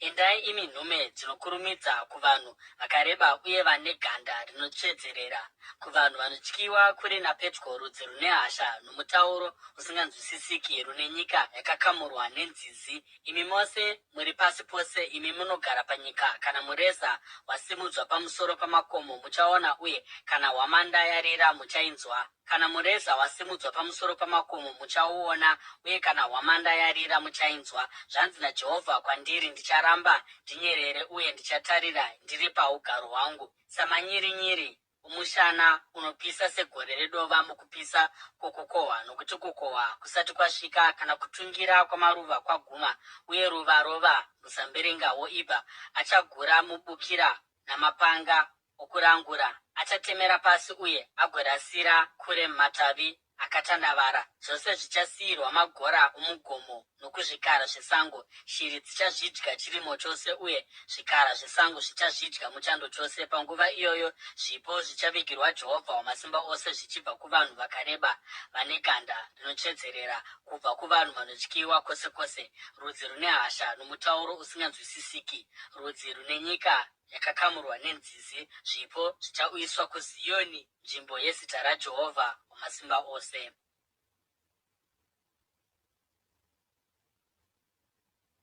Isaya chitsauko chegumi nepfumbamwe. Chirevo pamusoro peIjipiti. Tarirai, Jehovha akatasva gore rinomhanya uye ari kuuya kuIjipiti. Zvifananidzo zveIjipiti zviri kudedera pamberi pake, uye mwoyo yavaIjipita yonyungodika mukati mavo. Ndichakuchidzira kumukirana pakati pavaIjipita. Munun'una acharwa nomukoma, muvakidzani acharwa nowaakavakidzana naye. Guta richarwisana nerimwe guta, umambo hucharwisana nohumwe umambo. VaIjipita vachaora mwoyo, uye ndichaita kuti zvavanoronga zvive pasina. Vachabvunza zvifananidzo nemweya yavakafa nokumasvikiro navavuki. Ndichaisa vaIjipita mumaoko amambo ano utsinye, uye mambo anotyisa achatonga pamusoro pavo. Ndizvo zvinotaura Ishe Jehovha Wamasimba Ose. Mvura yomurwizi ichapwa, uye mahombekombe erwizi achapwa agova akaoma. Migero ichanhuhwa, hova dzeIjipiti dzichaderera uye dzichapwa. Tsanga nenhope dzichauna, uyewo zvinoera zvichatevedzera Nairi. Pamuromo werwizi minda yose yakadyarwa mujinga meNairi ichaoma, mbesa dzichapepereswa nemhepo. Hazvingazovapozve. Vabati vehove vachagomera uye vagorira. Vose vanokanda zviredzo muna Nairi, vaya vanokanda mimbure pamusoro pemvura, vacharukutika. Vanobata neshinda yakanaka vachapera simba. Varuki vemicheka yakanaka vachashaya tariro. Vanobata nemicheka vachaora mwoyo, uye vose vanobatira mubayiro vacharwadziwa mwoyo. Machinda eZoani haasi chinhu asi mapenzi. Makurukota aFaro akachenjera anopa zano risina mano. Mungareva sei kuna Faro kuti ndini mumwe wavakachenjera mudzidzi wamadzimambo akare? Zvino vakachenjera venyu varipiko? Ngavakuratidzei uye vakuzivisei zvakafungwa naJehovha Wamasimba Ose pamusoro peIjipiti. Machinda eZoani ava mapenzi, vatungamiri veMemufisi vanyengerwa, mabwe ekona amarudzi avo atsausa Ijipiti. Jehovha akadururira mavari mweya wedzungu. Vanoita kuti Ijipiti idzedzereke mune zvose zvainoita, sezvinoita chidhakwa chinodzedzereka mumarutsi acho. Hapana chingaitwa neIjipiti, musoro kana muswe, dave romuchindwe kana rushanga. Pazuva iro vaIjipita vachafanana navakadzi, vachadedera nokutya panosimudzwa ruoko rwaJehovha Wamasimba Ose pamusoro pavo. Uye nyika yeJudha ichava chinhu chinotyisa kuvaIjipita. Mumwe nomumwe achanzwa nezvaJudha achatya nokuda kwezvinofungwa naJehovha Wamasimba Ose pamusoro pavo. Pazuva iro maguta 5 omuIjipita achataura mutauro weKenani, uye vachapikira vachizvipira kuna Jehovha Wamasimba Ose. Rimwe racho richanzi guta rokuparadza. Pazuva iro pachava nearitari kuna Jehovha mukati chaimo meIjipiti, nembiru kuna Jehovha pamuganhu wayo. Ichava chiratidzo nechapupu kuna Jehovha Wamasimba Ose munyika yeIjipiti. Pavanodanidzira kuna Jehovha nokuda kwavamanikidzi vavo, achavatumira muponesi nomurwi. Ipapo achavanunura. Saka Jehovha achazviratidza kuvaIjipita, uye pazuva iro vachaziva Jehovha. Vachanamata nezvibayiro uye nezvipiriso zvezviyo. Vachaita mhiko kuna Jehovha uye vagozvichengeta. Jehovha acharova Ijipiti nehosha, acharova agovarapazve. Vachatendeukira kuna Jehovha uye achapindura mikumbiro yavo nokuvarapa. Pazuva iro pachava nenzira huru ichabva kuIjipiti ichienda kuAsiria. VaAsiria vachaenda kuIjipiti uye vaIjipita vachaendawo kuAsiria. VaIjipita navaAsiria vachanamata pamwe chete. Pazuva iro Israeri ichava yechitatu ichitevera Ijipiti, neAsiria ichava ropafadzo panyika. Jehovha Wamasimba Ose achavaropafadza achiti, ngavaropafadzwe vaIjipita vanhu vangu, navaAsiria basa ramaoko angu, navaIsraeri nhaka yangu.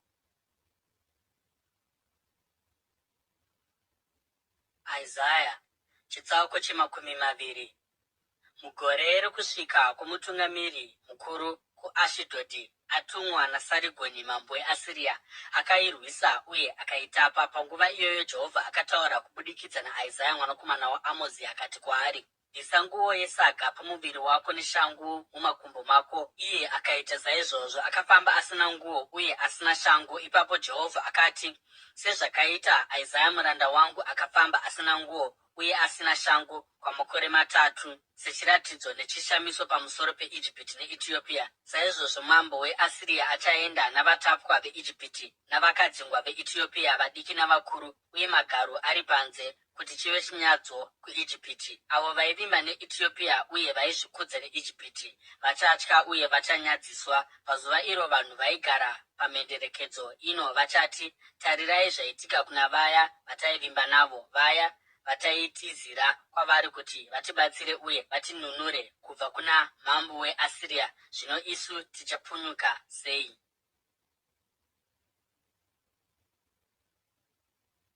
Isaya chitsauko chemakumi maviri neimwe. Chirevo pamusoro perenje riri pedyo negungwa, kufanana nechamupupuri chinovhuvhuta nomunyika yezasi. Mupambi anouya achibva kurenje, kubva kunyika inotyisa. Ndaratidzwa chiratidzo chinorwadza, mupanduki anopanduka, muparadzi anotora zvokupamba eramurwisa. Medhia vandira, ndichagumisa kugomera kwose kwaakaita kuti kuvepo. Naizvozvo muviri wangu wakazara nokurwadziwa, marwadzo akandibata, kufanana nomukadzi ari kusununguka. Ndiri kudzedzereka nezvandinonzwa, ndakakanganisika nezvandinoona. Mwoyo wangu woziya, kutya kwondidederesa. Rubvunzavaeni rwandaishuva rwava chinyangadzo kwandiri. Vanogadzira matafura, vanowaridza micheka pasi, vanodya, vanonwa. Simukai imi machinda, zodzai nhoo. Zvanzi naIshe kwandiri, endai mundogadza nharirire, uye muite kuti azivise zvaanoona. Kana achiona ngoro namapoka amabhiza navatasvi vari pamusoro pembongoro, kana vatasvi vari pamusoro pengamera, Gave akachenjera zvizere. Ipapo nharirire yakadanidzira ichiti, zuva nezuva tenzi wangu ndinomira pamusoro peshongwe yomurindi. Usiku hwoga hwoga ndinogara panzvimbo yangu. Tarirai, hoyo murume ari kuuya ari mungoro neboka ramabhiza uye anopa mhinduro achiti, Bhabhironi rawa, zvifananidzo zvose zvavamwari varo zvaputsirwa pasi. Haiwa vanhu vangu vapwanyirwa paburiro, ndinokuudzai zvandanzwa kubva kuna Jehovha Wamasimba Ose, kubva kuna Mwari waIsraeri. Chirevo pamusoro peDhuma. Mumwe anodana kwandiri ari kuSeiri achiti, nharirire iwe, inguva iko ino yousiku. Nharirire iwe, inguva iko ino yousiku. Nharirire inopindura ichiti, mambakwedza achauya asi nousikuwo. Zvino kana uchida kubvunza, bvunza uye ugodzokazve. Chirevo pamusoro peArabhia, imi ngoro dzavaDhedhani, munodzika misasa mumatenhere eArabhia. Vigirai vane nyota mvura, imi munogara muTema. Uyai nezvokudya zvavanotiza. Vari kutiza munondo, kubva kumunondo wavhomorwa, nokuuta hwawemburwa, uye nokupisa kwehondo. Zvanzi naJehovha kwandiri, pachinguva chegore rimwe chete, sokuverenga kungaita mushandi akabatwa nechibvumirano, kuzvikudza kwose kweKedhari kuchapera. Varume vouta vachapunyuka, ivo mhare dzeKedhari vachava vashoma. Jehovha Mwari weIsraeri ataura.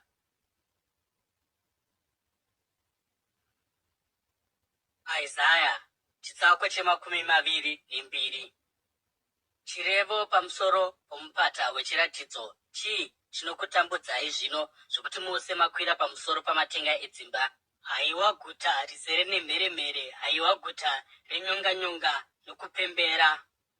Vakaurayiwa venyu havana kubayiwa nomunondo kana kufira muhondo. Vatungamiri vako vose vatiza pamwe chete, vabatwa pasina kushandiswa uta.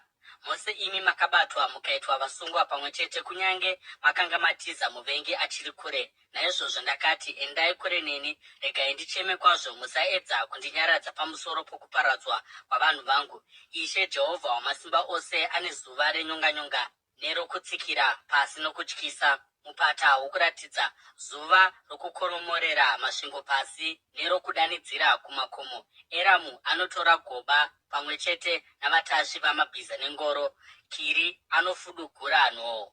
Mipata yako yakaisvonaka yakazara nengoro, uye vatasvi vamabhiza vakaiswa pamasuo eguta. Kudzivirira kweJudha kwakabviswa, uye pazuva iro makatarira kuzvombo mumuzinda wesango. Makaona kuti guta raDhavhidhi raiva napakakoromoka pakawana munzvimbo dzokudzivirira. Makazvichengetera mvura mudziva rezasi. Makaverenga dzimba muJerusarema, mukaondomora nzimba kuti musimbise rusvingo. Makavaka gungwa pakati pamasvingo maviri kuti muchingidzire mvura yomudziva rakare. Asi hamuna kutarira kuna iye akariita, kana kuva nehanya naiye akazvironga kare. Ishe Jehovha Wamasimba Ose akakudaidzai pazuva iro kuti mucheme uye muungudze, kuti mudzure bvudzi renyu uye mufuge masaga. Asi tarirai, kune mufaro nokupembera, kubayiwa kwemombe nokuurayiwa kwamakwai, kudyiwa kwenyama nokunwiwa kwewaini. Munoti, ngatidyei uye tinwe, nokuti mangwana tichafa. Jehovha Wamasimba Ose akazivisa izvi munzeve dzangu achiti, kusvikira pazuva rokufa kwako, chivi ichi hachichazokanganwirwi, ndizvo zvinotaura Ishe Jehovha Wamasimba Ose.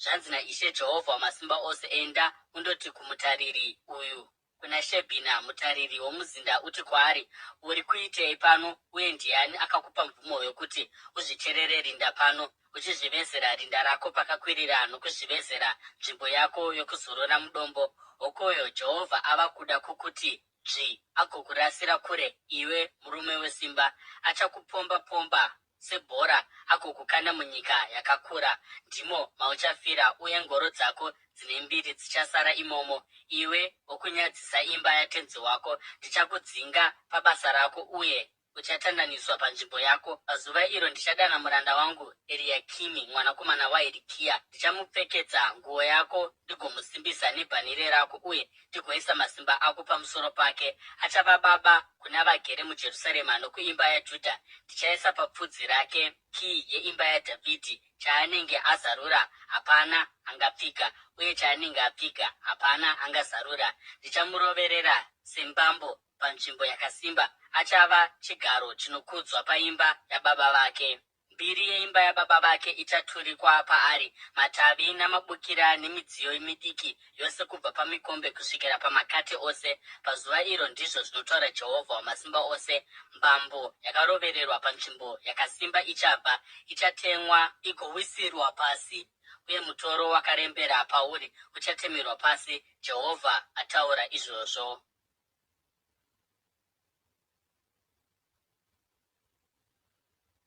Isaya chitsauko che23.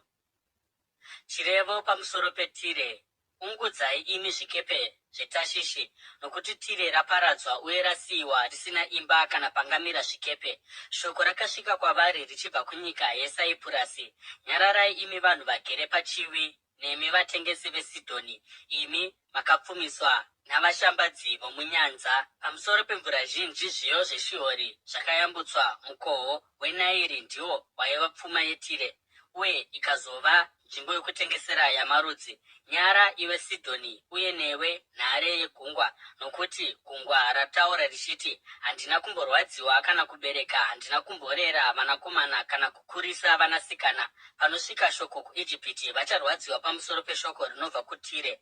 Yambukirai kuTashishi, ungudzai imi vanhu vagere pachiwi. Ko, iri ndiro guta renyu ramafaro here, guta rakare kare, rakaendeswa kure kure netsoka dzaro kundogara kunyika iri kure? Ndianiko akarongera Tire izvozvi, iro raipa korona vatengesi varo vari machinda, vashambadziri varo vane mukurumbira munyika? Jehovha Wamasimba Ose akaronga izvozvi kuti adzikise kuzvikudza kwekukudzwa kwose, uye kuti aninipise vose vane mukurumbira panyika. Rima nyika yako sezvinoitwa mujinga meNairi, iwe mwanasikana weTashishi, nokuti hauchina panomira zvikepe. Jehovha akatambanudza ruoko rwake pamusoro pegungwa, uye akaita kuti ushe hwaro hudedere. Akarayira pamusoro peKenani kuti nhare dzayo dziparadzwe. Akati, mafaro ako haachazovapozve. Iwe mhandara yeSidhoni yaparadzwa, simuka uyambukire kuSaipurasi, kunyange naikoko haundowani zororo.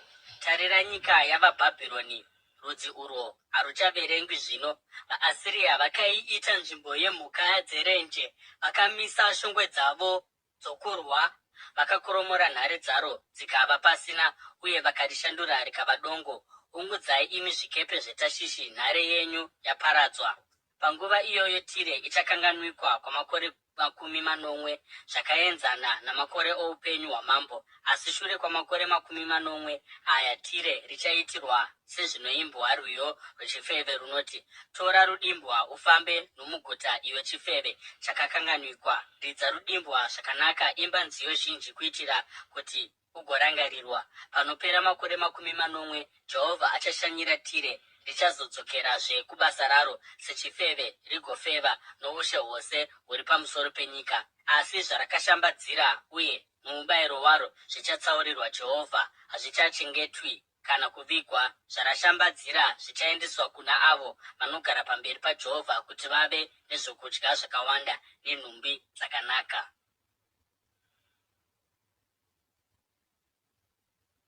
Isaya chitsauko che24.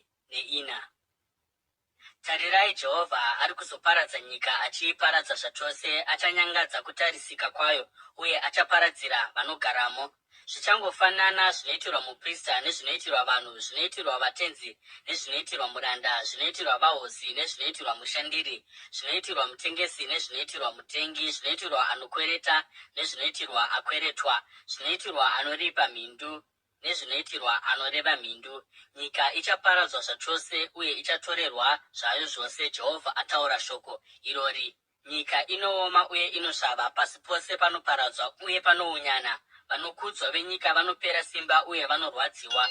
Nyika inosvibiswa navanhu vayo, havana kuteerera mirayiro, vakapandukira mitemo uye vakaputsa sungano isingaperi. Naizvozvo chituko chinoparadza nyika, vanhu vayo vanofanira kuzvitakurira mhosva dzavo. Naizvozvo vagari vomunyika vapiswa, uye vashoma ndivo vasara. Waini itsva inopera uye muzambiringa unosvava. Vose vanoda mafaro vanogomera. Kufadzwa kwamakandira kwanyaradzwa, kupembera kwavapururudzi kwapera. Rudimbwa rwomufaro rwanyaradzwa. Havangazonwi waini vachiimba rwiyo, doro rava kuvava kuvanwi varo. guta rakakoromorwa rava dongo, mukova wokupinda mudzimba dzose wapfigwa, vochemera waini mumigwagwa, mufaro wose washanduka wava kusuwa, mupururu wabviswa panyika, guta rasara rava dongo, masuo aro aputswa-putswa. Ndizvo zvazvichaita munyika napakati pendudzi, zvichafanana nokuzunzwa kwomuorivhi kana nezvinosara pakunongwa shure kwegohwo ramazambiringa.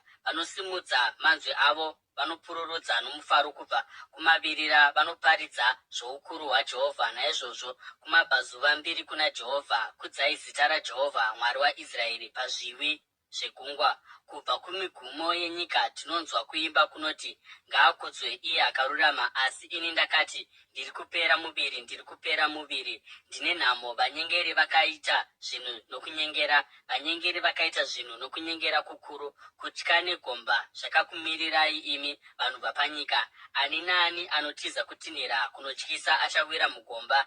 Ani naani anokwira achibuda mugomba achabatwa mumusungo, nokuti mahwindo okudenga akazaruka uye nheyo dzapanyika dzozungunuka. Nyika yaputswa-putswa, nyika yakamurwa napakati, nyika yozungunuswa chose, nyika yodzedzereka sechidhakwa, inozengaira semba iri mumhepo. Kudarika nokumukira kwayo kwairemera kwazvo zvokuti inowa ikasazomukazve. Pazuva iro Jehovha acharanga masimba omuchadenga kumusoro uye namadzimambo ari pamusoro penyika pasi. Vachaunganidzwa pamwe chete kufanana navasungwa vakasungwa mugomba. Vachapfigirwa mutorongo vagozorangwa kwamazuva mazhinji. Mwedzi uchanyadziswa, zuva richanyara, nokuti Jehovha Wamasimba Ose achatonga pamusoro pegomo reZioni nomuJerusarema, napamberi pavakuru varo nokubwinya kukuru.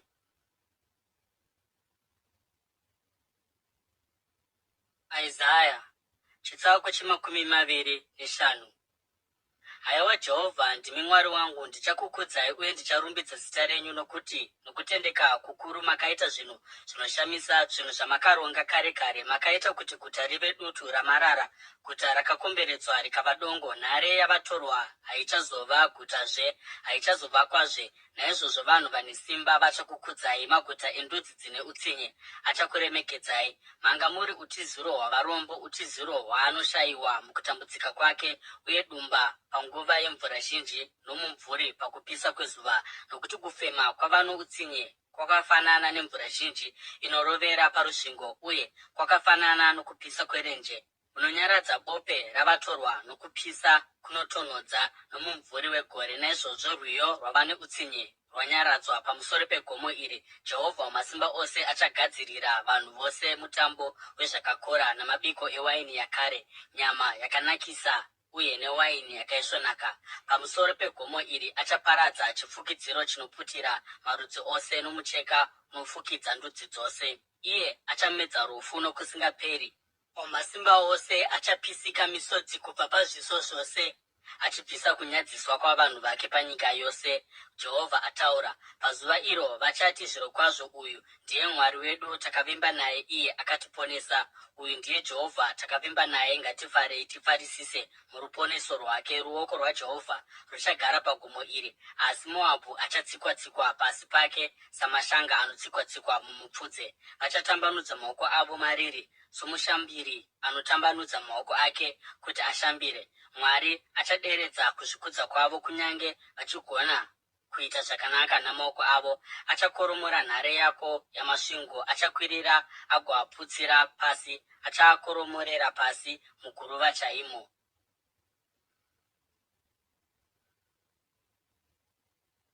Isaya chitsauko cha26. Pazuva iro rwiyo urwu ruchaimbwa munyika yaJudha. Tine guta rakasimba, Mwari anoita kuti ruponeso ruve masvingo nenhare dzaro. Zarurai masuo kuti rudzi rwakarurama rupinde, rudzi runochengeta kutenda. Muchachengeta murugare rwakakwana munhu ane mufungo wakasimba, nokuti anovimba nemi. Vimbai naJehovha nokusingaperi, nokuti Jehovha, iye Jehovha, ndiye dombo rokusingaperi. Anoderedza avo vagere pakakwirira, anodzikisa pasi guta rapamusoro. Anorideredza kusvikira pavhu, uye anorikanda muguruva. Tsoka dzicharitsikirira pasi, tsoka dzavakamanikidzwa, idzo tsoka dzavarombo. Nzira yavakarurama yakati chechetere imi akarurama munoita kuti nzira yavakarurama iti chechetere. Hongu Jehovha, tichafamba munzira yomurayiro wenyu, tinokumirirai zita renyu nemukurumbira wenyu, ndizvo chishuwo chemwoyo yedu. Mwoyo wangu unokushuvai pausiku, mangwanani mweya wangu unokupangai. Kutonga kwenyu pakunouya panyika, vanhu vanogara panyika vanodzidza zvokururama, kunyange nyasha dzichiratidzwa kuna vakaipa. Ivo havadzidzi kururama, kunyange munyika yokururama vanongoramba vachiita zvakaipa, uye havana hanya noukuru hwaJehovha. Haiwa Jehovha, ruoko rwenyu rwakasimudzirwa kumusoro, asi havaruoni. Ngavaone kushingaira kwenyu pamusoro pavanhu venyu vagonyadziswa. Moto wakachengeterwa vavengi venyu ngauvaparadze. Jehovha, imi munotigadzirira rugare, zvose zvatakakwanisa ndimi makatiitira. Haiwa Jehovha Mwari wedu, mamwe madzishe kunze kwenyu akatitonga, asi zita renyu ndiro ratinokudza chete.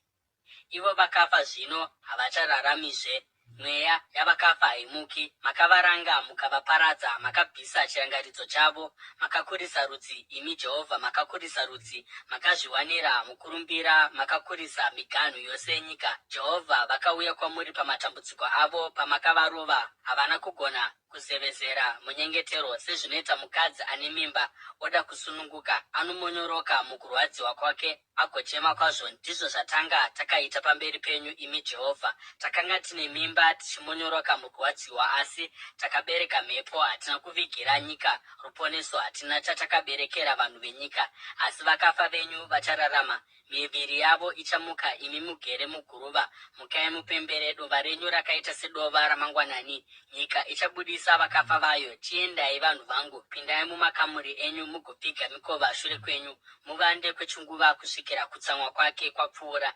Tarirai, Jehovha ari kubuda muugaro hwake kuti arange vanhu venyika nokuda kwezvivi zvavo. Nyika ichafukura ropa rakateurwa pamusoro payo, haichazovanzizve vakaurayiwa vayo.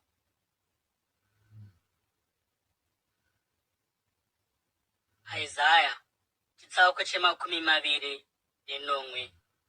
Pazuva iro Jehovha acharanga nomunondo wake, iwo munondo wake mukuru une simba uye unotyisa. Revhiatani, nyoka inokurumidza, Revhiatani, nyoka inogonyana, achauraya chikara chomugungwa. Pazuva iro imbai nezvomuzambiringa unobereka. Ini Jehovha ndini ndinouchengeta, ndinoramba ndichiudiridzira. Ndinourinda masikati nousiku kuitira kuti parege kuva neanoukanganisa. Handina kutsamwa. Dai paingova nerukato neminzwa zvinorwa neni, ndaienda kundorwa nazvo, ndaizvipisa zvose nomoto. Kana kuti ngazviuye zvizovanda kwandiri, ngazviyanane neni. Hongu, ngazviyanane neni. Mumazuva anouya Jakobho achadzika midzi, Israeri achabukira uye achatunga maruva, agozadza nyika yose nomuchero. Ko, Jehovha akamurova here sezvaanorova avo vakamurova? Akaurayiwa here sokuurayiwa kwakaitwa avo vakamuuraya? Muhondo makarwa naye mukamudzinga, nokurwisa kwake kunotyisa akamudzinga, sezvinoitika pazuva rinovhuvhuta mhepo yokumabvazuva. Zvino nenzira iyi mhosva yaJakobho ichadzikinurwa, uye izvi zvichava chibereko chakazara chokubviswa kwechivi chake, paanoita kuti aritari dzose dzifanane namabwe omunyaka akaputswa-putswa. Hapana matanda aAshera kana aritari dzezvinonhuhwira dzichasiyiwa zvakamira. Guta rakakomberedzwa norusvingo rasiyiwa rava dongo, hwava ugaro hwakasiyiwa kufanana nerenje. Mhuru dzofura ikoko, uye ikoko ndiko kwadzinovata, dzinosiya matavi asisina chinhu. Panooma matavi acho anovhuniwa, uye vakadzi vanouya vovesa moto nawo. Nokuti vanhu ava havana njere, nokudaro muiti wavo haachina tsitsi pamusoro pavo, uye musiki wavo haangavaitiri nyasha. Pazuva iro Jehovha achapura kubva panoyerera Yufuratesi kusvikira parukova rweIjipiti, uye imi vaIsraeri muchaunganidzwa muchiita mumwe. Uye pazuva iro hwamanda huru icharira. Vakanga vofira muAsiria uye navaya vakanga vatizira kuIjipiti vachauya kuzonamata Jehovha pamusoro pegomo dzvene riri muJerusarema.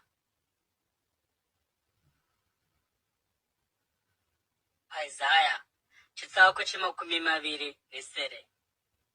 Ine nhamo korona yokuzvikudza yezvidhakwa zveEfuremu, neruva rosvava pakubwinya korunako rwaro, riri pamusoro pemipata yakaorera yaavo vakarwirwa newaini. Tarira, Ishe anomumwe anesimba uye anokurira sechimvura mabwe uye nedutu rinoparadza, sedutu remvura zhinji uye samafashamu emvura inonaya. Achaiwisira pasi nesimba guru. Iye akorona yokuzvikudza yezvidhakwa zveEfuremu itatsikwa-tsikwa pasi petsoka. Ruva riya rosvava pakubwinya korunako rwaro riri pamusoro pomupata wakaorera richafanana neonde raibva ko risati rasvika. Munhu achingoriona anoritanha noruoko rwake obva aridya pakarepo. Pazuva iro Jehovha Wamasimba Ose achava korona inobwinya, chishongo chakanaka chavanhu vake vakasara. Achava mweya wokururamisira kuna iye anogara pakutonga, chitubu chesimba kuna avo vanodzosera shure,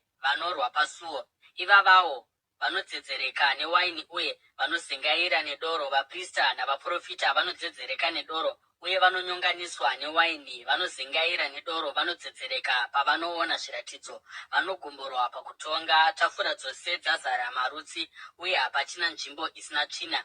Ndianiko waachadzidzisa ruzivo? Ndianiko waanotsanangurira shoko kuvana vakarumurwa pamukaka, kuna avo vachangobva pazamu here? Nokuti zvinoti chirevo pamusoro pechirevo, chirevo pamusoro pechirevo, mutsara pamusoro pomutsara, mutsara pamusoro pomutsara, apa zvishoma, apo zvishoma. Zvirokwazvo Mwari achataura kurudzi urwu nemitauro yavatorwa nendimi dzokumwe kwavari akati, iyi ndiyo nzvimbo yokuzorora, vakaneta ngavazorore. Uye iyi ndiyo nzvimbo yorunyararo, asi havana kumboteerera. Saka zvino shoko raJehovha kwavari richava chirevo pamusoro pechirevo, chirevo pamusoro pechirevo, mutsara pamusoro pomutsara, mutsara pamusoro pomutsara, apa zvishoma, apo zvishoma, kuitira kuti vaende vagondowa, vavhunike, vabatwe nomusungo, vagotapwa. Naizvozvo inzwai shoko raJehovha, imi vaseki, imi vanotonga rudzi urwu muJerusarema. Munozvirumbidza muchiti, takaita sungano norufu, takatenderana neguva.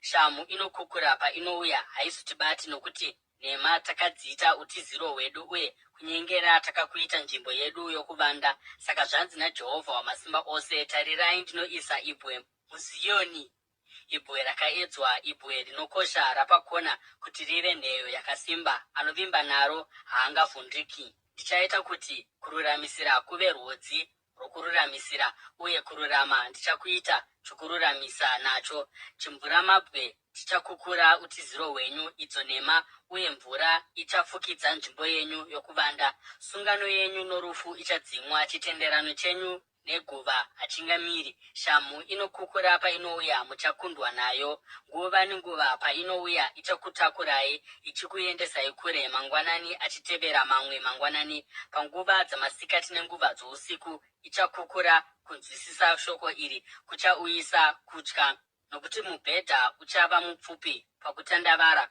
uye jira richava diki zvokuti munhu haangagoni kufukidzwa naro. Nokuti Jehovha achasimuka sezvaakaita pagomo rePerazimi, achatsamwa sezvaakaita mumupata weGibheoni, kuti aite basa rake, iro basa risinganzwisisiki, uye azadzise basa rake, basa risinganzwisisiki. Zvino chiregai kudada kwenyu, nokuti ngetani dzenyu dzichanyanya kukuremerai. Ishe, iye Jehovha Wamasimba Ose, andiudza pamusoro pokuparadzwa kwakatemwa pamusoro penyika yose. Teererai uye munzwe inzwi rangu. Rerekai nzeve dzenyu munzwe zvandinoreva. Murimi paanorimira kuti agodyara, anoramba achingorima here? Ko, anoramba achingorima kana kuhara here? Paanoenzanisa munda wake kuti uti chechetere, haangadyari kurawe uye agokusha kumini here? Haangadyari gorosi munzvimbo yaro, nebhari mumunda wayo, nesipereti mumunda wayo here? Nokuti Mwari wake anomurayiridza uye achimudzidzisa nzira yakanaka. Karawe haipurwi nechirei, uye vhiri rengoro harikunguruswi pamusoro pekumini. Karawe inopurwa nemhuro, uye kumini inopurwa norumuti. Zviyo zvinofanira kukuyiwa kuti zviitiswe chingwa. Saka munhu haafaniri kuramba achingopura nokusingaperi, kunyange achifambisa mavhiri engoro yake yokupura pamusoro pazvo. Mabhiza ake haazvikuyi. Izvi zvose zvinobvawo kuna Jehovha Wamasimba Ose, anoshamisa mukurayira uye mukuru kwazvo muuchenjeri.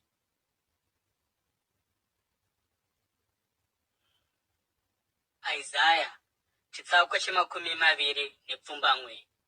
Une nhamo iwe Arieri, Arieri guta raigara Dhavhidhi, wedzera gore pagore uye regai nguva dzemitambo yenyu dzirambe dziripo. Kunyange zvakadaro ndichakomba Arieri, pachava nokuchema nokuungudza. Arieri richafanana nechoto chearitari kwandiri. Ndichakukomba kumativi ose, ndichakukomberedza neshongwe uye ndichavaka nhare dzokurwa newe. Uchadzikisirwa pasi, uchataura uri pasi, kutaura kwako kuchabva muguruva.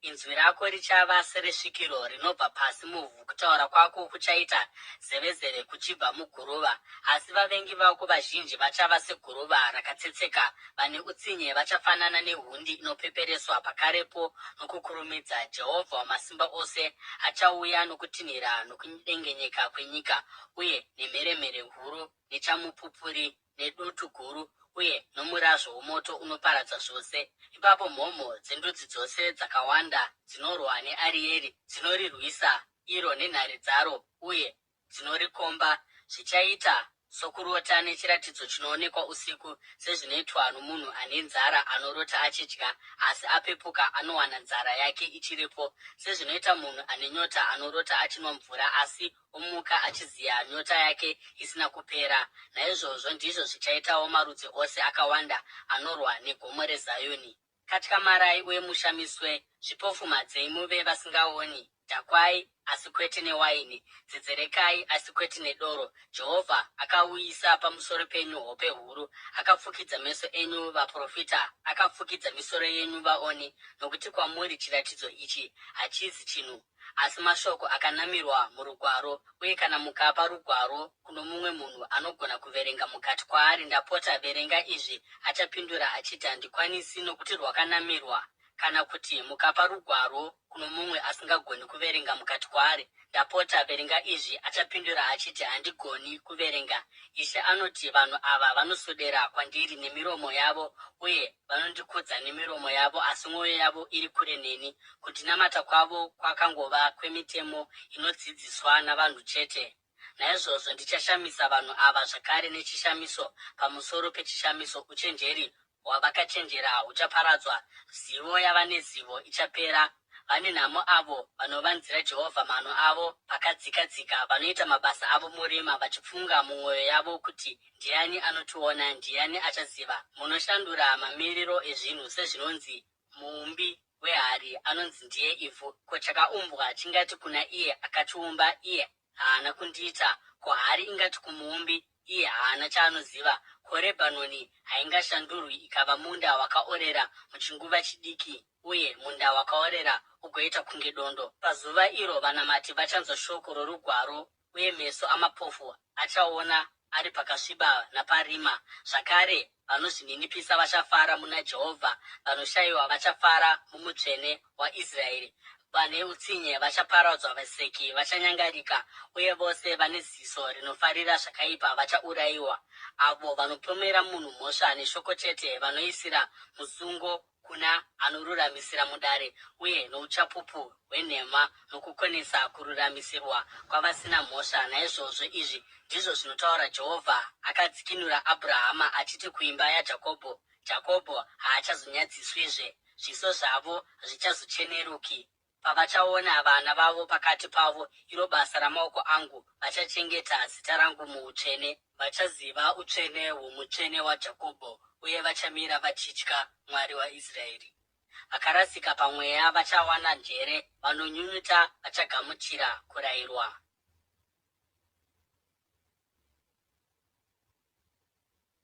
Isaya chitsauko che30. Vane nhamo vana vakasindimara, ndizvo zvinotaura Jehovha, kuna avo vanoita urongwa husati huri hwangu, vanoita sungano asi vasingaiti nomweya wangu, vachiunganidza chivi pamusoro pechivi, vanoenda kuIjipiti vasina kundibvunza, vanotsvaka rubatsiro rworudziviriro rwaFaro, vanotsvaka utiziro kumumvuri weIjipiti. Asi kudzivirira kwaFaro kuchava kunyadziswa kwenyu. Mumvuri weIjipiti uchakuvigirai kunyadziswa, kunyange vaine machinda muZoani, uye nhume dzavo dzasvika muHanesi. Mumwe nomumwe wavo achanyadziswa nokuda kwavanhu vasina betsero kwavari, vasingavavigiri rubatsiro kana ruyamuro, asi kunyadziswa chete nokuzvidzwa. chirevo pamusoro pemhuka dzenegevhi nomunyika yenhamo namatambudziko eshumba neshumbakadzi, yemvumbi nenyoka dzine hasha uye dzinobhururuka, nhume dzinotakura pfuma yadzo pamusoro pembongoro noupfumi hwadzo pamusoro penyundwa dzengamera, dzichihuendesa kurudzi rusingabatsiri. KuIjipiti kuno rubatsiro rusina maturo chose. Naizvozvo ndinomutumidza zita rokuti Rahabhi, asina chaanoita. Chienda iye zvino unovanyorera pahwendefa izvozvo, uzvinyore murugwaro, kuti pamazuva anouya chigova chapupu nokusingaperi. Ava ndivo vanhu vakapanduka, vana vokunyengera, vana vasingadi kunzwa kurayira kwaJehovha, vanoti kuvaoni, regai kuonazve zviratidzo, nokuvaprofita, regai kutipazve zviratidzo zvezvakanaka. Tiudzei zvinhu zvinofadza, muprofite zvinonyengera. Siyai nzira iyi, ibvai mugwara iri, murege kuita kuti timisidzane nomutsvene waIsraeri. Naizvozvo zvanzi namutsvene waIsraeri, nokuti makaramba shoko rangu iri, mukasendamira pakumanikidza uye mukavimba nokunyengera, chivi ichi chichava kwamuri sorusvingo rwakatsemuka nokufutunuka, runoondomoka pakarepo uye nokukurumidza. Ruchaputsika kuita zvimedu zvimedu sehari yakaputswa noutsinye, zvokuti pakati pezvimedu zvayo hapana kuwanikwa chaenga chakasara chokugoka mazimbe omoto pachoto, kana chokuchera nacho mvura kubva muchitubu. Zvanzi naIshe Jehovha, mutsvene waIsraeri: mukutendeuka nezororo ndimo mune ruponeso rwenyu, murunyararo nomukuvimba ndimo mune simba renyu. Asi imi makaramba chimwe chazvo. Imi makati, kwete, tichatiza, takatasva mabhiza. Naizvozvo muchatiza. Imi makati, tichatasva mabhiza anomhanya kwazvo. Naizvozvo vadzinganisi venyu vachamhanya kwazvo. Chiuru chimwe chete chichatiza nokuvhundutsa kwomumwe chete. Imi mose muchatiza kuvhundutsa kwavashanu, kusvikira masara maita sedanda romureza riri pamusoro pegomo, kuita somureza pamusoro pechikomo. Asi Jehovha anoshuva kukuitirai nyasha, anosimuka kuti akuratidzei tsitsi, nokuti Jehovha ndiMwari wokururamisira. Vakaropafadzwa vose vanomurindira. Haiwa, imi vanhu veZioni vanogara muJerusarema, hamuchazochemizve. Achava nenyasha sei pamunochemera rubatsiro! Achingozvinzwa achakupindurai, kunyange Ishe achikupai chingwa chenhamo nemvura yokutambudzika. Vadzidzi venyu havachazovanzwizve. Muchavaona nameso enyu pachenyu, kunyange mukatendeukira kurudyi kana kuruboshwe. Nzeve dzenyu dzichanzwa inzwi mumashure menyu richiti, iyi ndiyo nzira, fambai mairi. Ipapo muchasvibisa zvifananidzo zvenyu zvakafukidzwa nesirivha, nezviumbwa zvenyu zvakafukidzwa negoridhe. Muchazvirasira kure somucheka wakasvibiswa neropa romukadzi ari kumwedzi kwake, muchiti kwazviri, ibvai pano. Achakutumirawo mvura yokumeresa mbeu dzamunodyara muvhu, uye zvokudya zvichabva munyika zvichange zvakanyatsosvika uye zvakawanda kwazvo. Pazuva iro nzombe dzenyu dzichafura mumafuro akafaranuka. Nzombe nembongoro dzinorima munda zvichadya mashanga upfu zvakaparadzirwa neforogo nefoshoro. Pazuva rokuuraya kukuru, panowira shongwe pasi, hova dzemvura dzichayerera pamusoro pamakomo ose akakwirira napamusoro pezvikomo zvakareba. Mwedzi uchapenya sezuva, uye zuva richapenya kakapetwa kanomwe, kufanana nechiedza chamazuva manomwe azere. Jehovha paanosunga mavanga avanhu vake agorapa maronda aakavakuvadza nawo. Tarirai, zita raJehovha rasvika richibva kure, rine hasha dzinopfuta moto namakore outsi wakasviba kuti ndo. Miromo yake yakazara nokutsamwa, uye rurimi rwake moto unoparadza. Kufema kwake kunofanana nokuyerera kwemvura ine simba zhinji, inokwira ichisvika mumutsipa. Anozungura ndudzi murusero rwokuparadza, anoisa mushaya dzavanhu matomu anovatsausa. Uye muchaimba sapausiku hwamunopemberera mutambo mutsvene. Mwoyo yenyu ichafara sezvinoita vanhu vanokwira kugomo raJehovha nokudombo raIsraeri vachiridza nyere.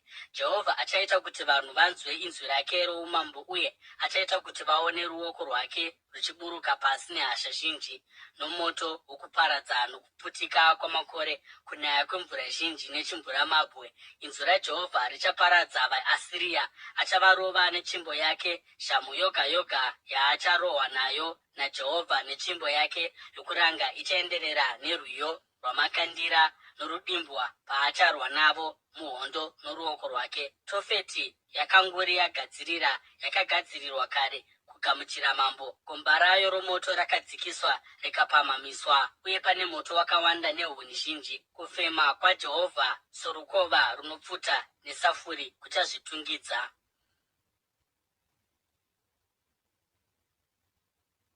Isaya chitsauko che31.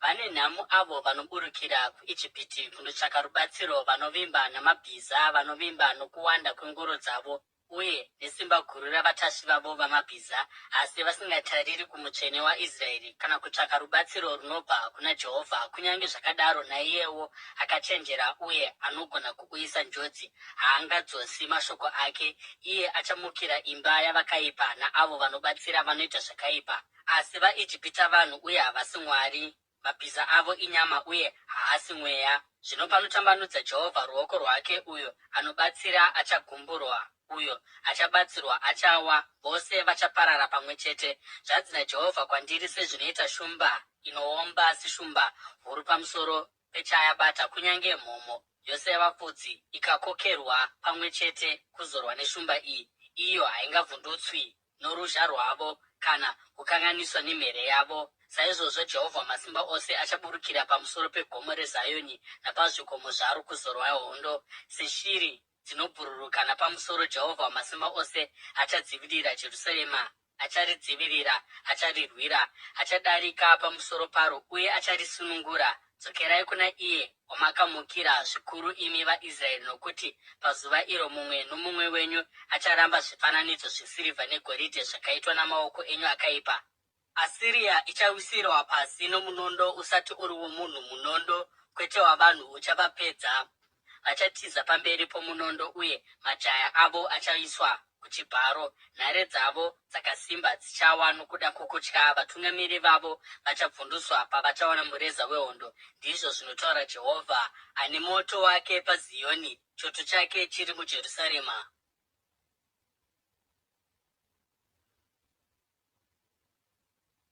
Isaya chitsauko che32.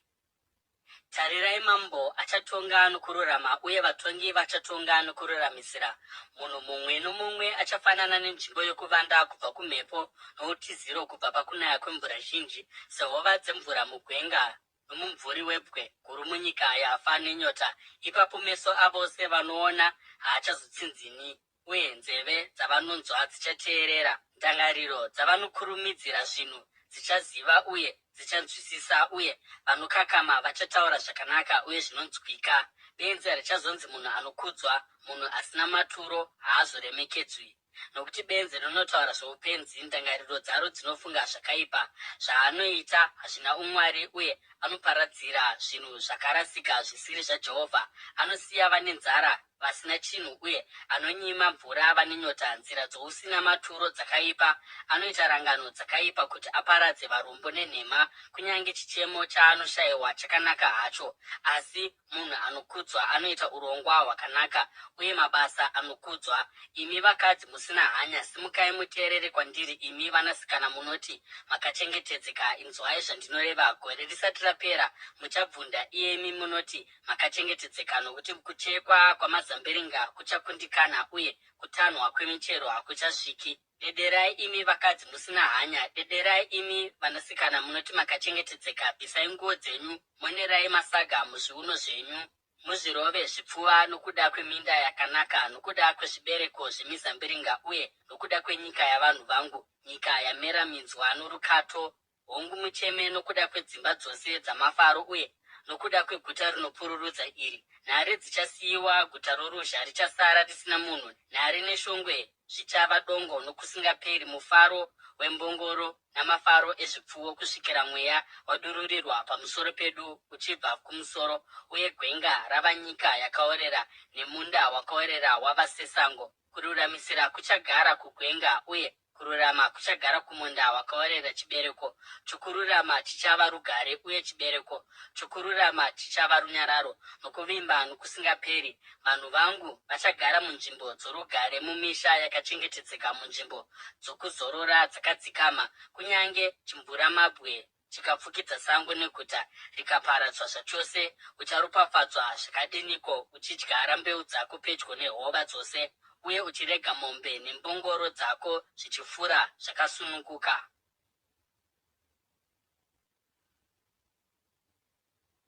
Isaya chitsauko che33. Une nhamo iwe muparadzi, iyewe usati wamboparadzwa. Une nhamo iwe mupanduki, iyewe usati wambopandukirwa. Paunorega kuparadza, iwe uchaparadzwa. Paunorega kupandukira, iwe uchapandukirwa. Haiwa Jehovha, tinzwirei tsitsi. Tinokupangai imi, ivai simba redu mangwanani oga oga, noruponeso rwedu panguva yokutambudzika. Pakutinhira kwenzwi renyu, ndudzi dzinotiza. Pamunosimuka, marudzi anopararira. Haiwa imi ndudzi, zvakapambwa zvenyu zvachekwa kunge zvachekwa nemhashu diki. Vanhu vanomhanyira kwazviri segwatagwata remhashu. Jehovha asimudzirwa, iye anogara kumusoro. Achazadza Zioni nokururamisira nokururama. Achava nheyo yechokwadi yenguva yenyu nedura repfuma yoruponeso, uchenjeri nezivo. Kii yepfuma iyi ndiko kutya Jehovha. Tarirai mhare dzavo dzinodanidzira munzira dzomumisha, nhume dzorugare dzinochema zvikuru. Migwagwa mikuru yasiyiwa, vafambi havachisimo mumigwagwa. Sungano yaputswa, zvapupu zvavo zvazvidzwa, hapachina anoremekedzwa. Nyika inochema uye yoparara. Rebhanoni yanyadziswa uye yasvava. Sharoni yafanana neArabha, uye Bhashani neKarimeri dzakurumuka mashizha adzo. Zvino ini ndichasimuka, ndizvo zvinotaura Jehovha. Zvino ini ndichakudzwa, zvino ini ndichasimudzirwa pamusoro. Munoita mimba yehundi, munobereka mashanga. Kufema kwenyu ndiwo moto unokuparadzai. Marudzi achapiswa kunge suko, vachiririma kunge huni dzeminzwa dzakatemwa. Imi vari kure, inzwai zvandakaita. Imi vari pedyo, bvumai kuti ndine simba. Vatadzi vari muZioni vavhundutswa, vasina Mwari vodedera. Ndianiko pakati pedu angagare nomoto unopisa nokusingaperi? Iye anofamba nokururama uye anotaura zvakanaka, anoramba pfuma inobva pakumanikidzika, uye anodzivisa ruoko rwake kugamuchira fufuro. Anodzivisa nzeve dzake kunzwa rangano dzokuuraya, uye anotsinzina meso ake kuti arege kuona zvakaipa. Uyu ndiye munhu achagara pakakwirira. Nhare dzegomo dzichava utiziro hwake. Zvokudya zvake achazvipiwa, uye haangashayiwi mvura. Meso ake achaona mambo pakunaka kwake, uye achatarira nyika yakakura kwazvo.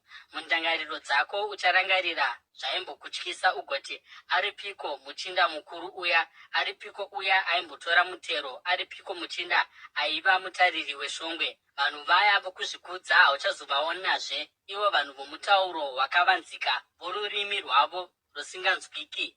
Tarirai Zioni, iro guta remitambo yedu. Meso enyu achaona Jerusarema, ugaro hworunyararo, tende risingazozungunuswi. Mbambo dzaro hadzingadzurwi, kana mabote aro kudamburwa. Asi Jehovha achava wamasimba ose kwatiri. Richafanana nenzvimbo yenzizi dzakapamhama uye nehova. Magwa anokwasviwa haangasvikiko, uye zvikepe zvikuru hazvingapfuuri. Nokuti Jehovha ndiye mutongi wedu, Jehovha ndiye anotipa murayiro, Jehovha ndiye mambo wedu, ndiye achatiponesa. Mabote ako ava dembutembu, haagoni kusimbisa mbambo yechikepe. Sairi haina kutambanudzwa. Ipapo zvakapambwa zvakawanda zvichagoverwa, uye kunyange chirema chichawanawo zvakapambwa. Hapana agere muZioni achati ndinorwara, uye zvivi zvavanogaramo zvicharegererwa.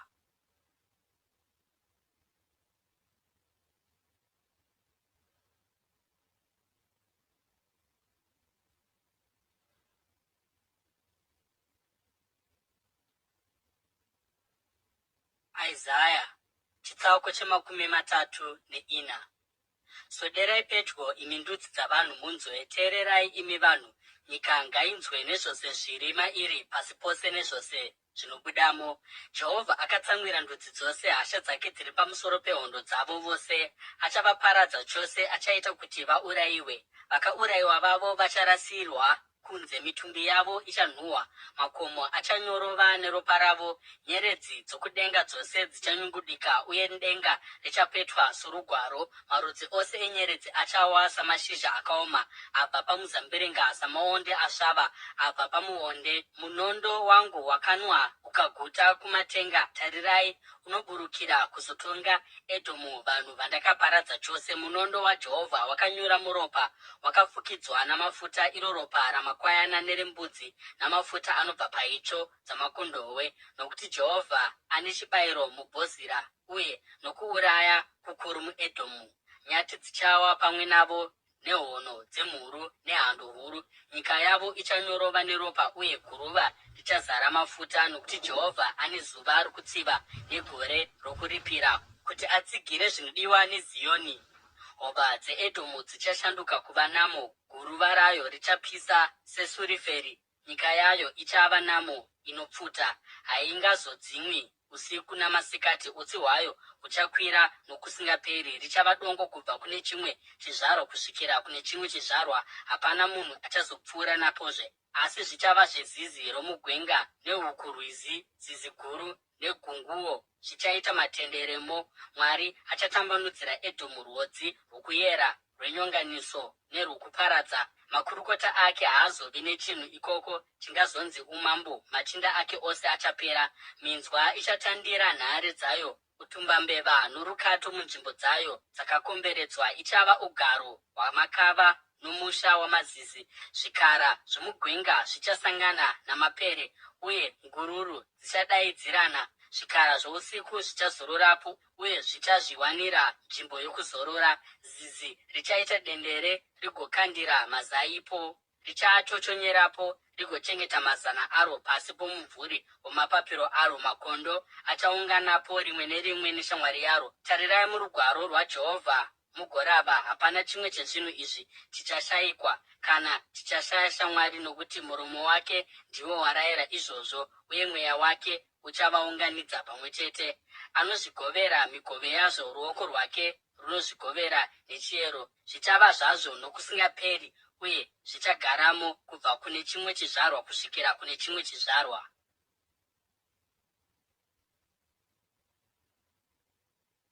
Isaya chitsauko cha35. Gwenga nenyika yakaoma zvichafara, sango richafara kwazvo uye richatumbuka, seruva richatumbuka, richafara zvikuru uye richapembera nomufaro. Mbiri yeRebhanoni ichapiwa kwariri, kunaka kweKarimeri neSharoni. Vachaona kubwinya kwaJehovha nokunaka kwaMwari wedu. Simbisai maoko asina simba, tsigirai mabvi anodedera. Muti kuna avo vane mwoyo inotya, simbai musatya. Mwari wenyu achauya nokutsiva nokuripira kutsvene. Achauya kuzokuponesai. Ipapo meso amapofu achasvinudzwa uye nzeve dzematsi dzichazarurwa. Ipapo akaremara achakwakuka senondo, uye rurimi rwechimumumu ruchaimba nomufaro. Mvura ichatubuka murenje uye nehova dzemvura mugwenga. Jecha rinopisa richashanduka rikava dziva, ivhu rine nyota richava zvitubu zvemvura. Maigara makava noumo maaimbovata muchamera uswa netsanga nenhokwe. Ipapo pachava nomugwagwa uchanzi nzira youtsvene. Vane tsvina havangazofambi mairi. Ichava yaivavo vanofamba munzira iyoyo. Vakaipa namapenzi havangazofambi mairi. Hapangavi neshumba ipapo kana chikara chipi zvacho chichawanikwapo, asi vakadzikinurwa voga ndivo vachafambamo, uye vakasunungurwa vaJehovha vachadzoka. Vachapinda muZioni vachiimba nomufaro usingaperi. Uchava pamusoro pavo. Vachawana mufaro nokufarisisa, kusuwa nokuneta zvichatiza.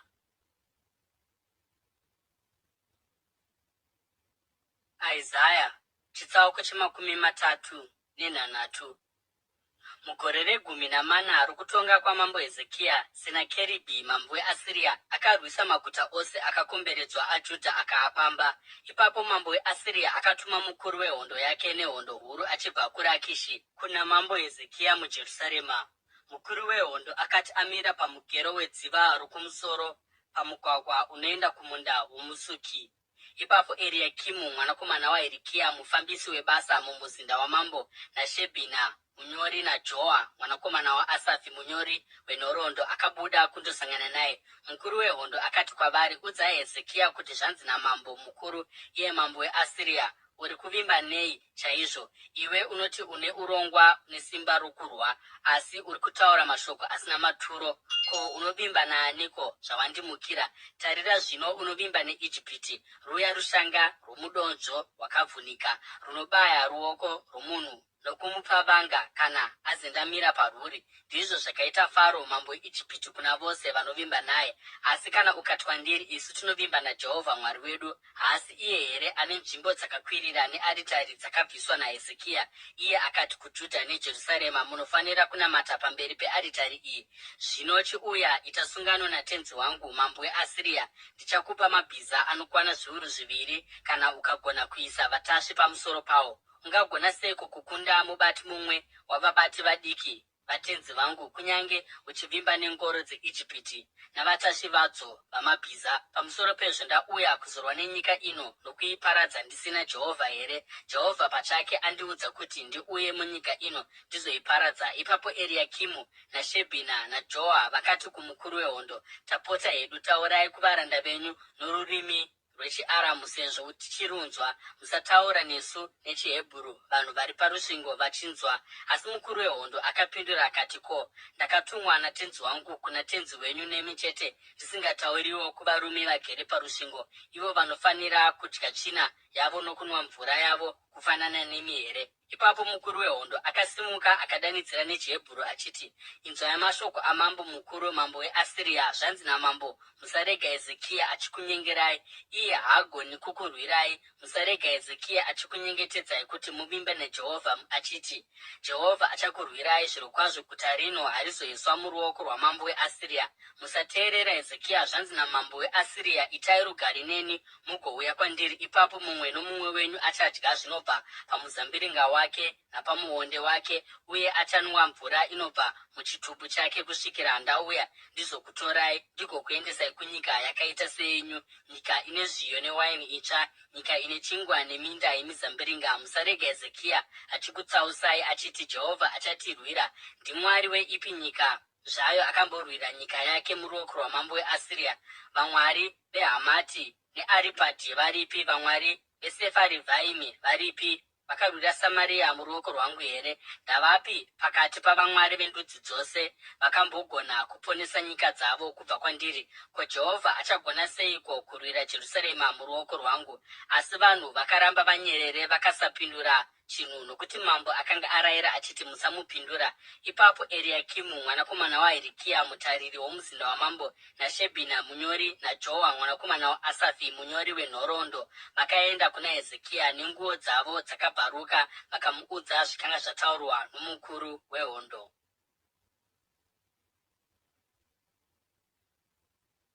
Isaya chitsauko chemakumi 39.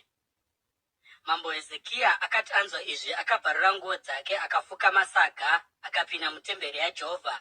Akatuma Eriakimu mutariri womuzinda wamambo naShebhina munyori navakuru vavaprista. Vose vakapfeka masaga kumuprofita Isaya mwanakomana waAmozi. Vakati kwaari, zvanzi naHezekia, nhasi izuva renhamo nokutukwa uye kunyadziswa, sezvinoitika kana vana vakasvika pakuzvarwa asi simba rokusununguka pasina. Zvimwe Jehovha Mwari wenyu achanzwa mashoko omukuru wehondo akatumwa naishe wake mambo weAsiria kuzomhura Mwari mupenyu, uye kuti azomutuka pamusoro pamashoko aakanzwa iye Jehovha Mwari wenyu. Naizvozvo nyengetererai vakasara vari vapenyu. Vabati vaHezekia vakati vasvika kuna Isaya, Isaya akati kwavari, udzai ishe wenyu kuti zvanzi naJehovha, usatya hako zvawakanzwa mashoko andakamhurwa nawo navaranda vamambo weAsiria. Teererai, ndichaisa mweya maari wokuti akangonzwa rimwe guhu achadzokera kunyika yake, uye ikoko ndichaita kuti aurayiwe nomunondo. Mukuru wehondo akati anzwa kuti mambo weAsiria akanga abva kuBhakishi, akadzoka akawana mambo achirwa neRibhina. Zvino Senakeribhi akagamuchira mashoko okuti Tirihaka muEtiopia mambo weIjipiti akanga achiuya kuzorwa naye. Akati anzwa izvozvo, akatuma nhume kuna mambo Hezekia neshoko iri rokuti, udzai Hezekia mambo weJudha muti, Mwari waunovimba naye ngaarege kukunyengera achiti Jerusarema harizoiswa muruoko rwamambo weAsiria. Zvirokwazvo wakanzwa zvakaitwa namadzimambo eAsiria kunyika dzose, vachiparadza chose. Zvino iwe ucharwirwa here? Ko, vamwari vamamwe marudzi akaparadzwa namadzibaba angu vakarwirwa here? Vamwari veGezani naHarani neRezefi navanhu vokuEdheni vakanga vari kuTeri Asari. Mambo weHamati aripiko? Mambo weArifadhi namambo weguta reSefarivhaimi, kana Hena kana Ivha? Hezekia akagamuchira tsamba kubva mumaoko enhume akaiverenga. Ipapo akakwidza kutemberi yaJehovha akaitambanudza pamberi paJehovha. Uye Hezekia akanyengetera kuna Jehovha achiti, haiwa Jehovha Wamasimba Ose, Mwari waIsraeri, mugere pakati pamakerubhimi, imi moga ndimi Mwari aripo pamusoro poumambo hwose hwenyika. Makasika denga nepasi. Rerekerai nzeve yenyu Jehovha munzwe, zarurai meso enyu Jehovha muone. Teererai mashoko ose aSenakeribhi aakatuma kuzosvitsa nawo Mwari mupenyu. Ichokwadi Jehovha kuti madzimambo eAsiria akaparadza chose ndudzi idzi dzose nenyika dzadzo. Vakakanda vamwari vavo mumoto vakavaparadza, nokuti vakanga vasiri vamwari asi matanda chete namatombo akaitwa namaoko avanhu. Zvino Jehovha Mwari wedu, tidzikinurei kubva muruoko rwake, kuitira kuti madzimambo ose enyika azive kuti imi moga Jehovha ndimi Mwari. Ipapo Isaya mwanakomana waAmozi akatumira shoko kuna Hezekia achiti, zvanzi naJehovha Mwari waIsraeri, nokuda kwokuti wanyengetera kwandiri pamusoro paSenakeribhi mambo weAsiria, heri shoko rakataurwa naJehovha pamusoro pake. Mhandara mwanasikana weZioni anokuzvidza uye anokuseka, mwanasikana weJerusarema anodzungudzira musoro wake paunenge uchitiza. Ndianiko wawakatuka uye ukamhura? Ndianiko wawasimudzira inzwi rako uye ukasimudzira meso ako uchizvikudza? Ndiye mutsvene waIsraeri, navaranda vako watutira kutuka pamusoro paIshe, uye wakati, nengoro dzangu zhinji ndakakwira makomo marefu kumusoro-soro kweRebhanoni. Ndakatema misidhari yayo mirefu-refu nemusipurasi yayo yakanakisisa. Ndakasvika kumusoro-soro kwayo nokumasango ayo akanakisisa. Ndakachera matsime munyika yavamwe, ndikanwa mvura imomo. Netsoka dzangu ndakapwisa hova dzose dzeIjipiti.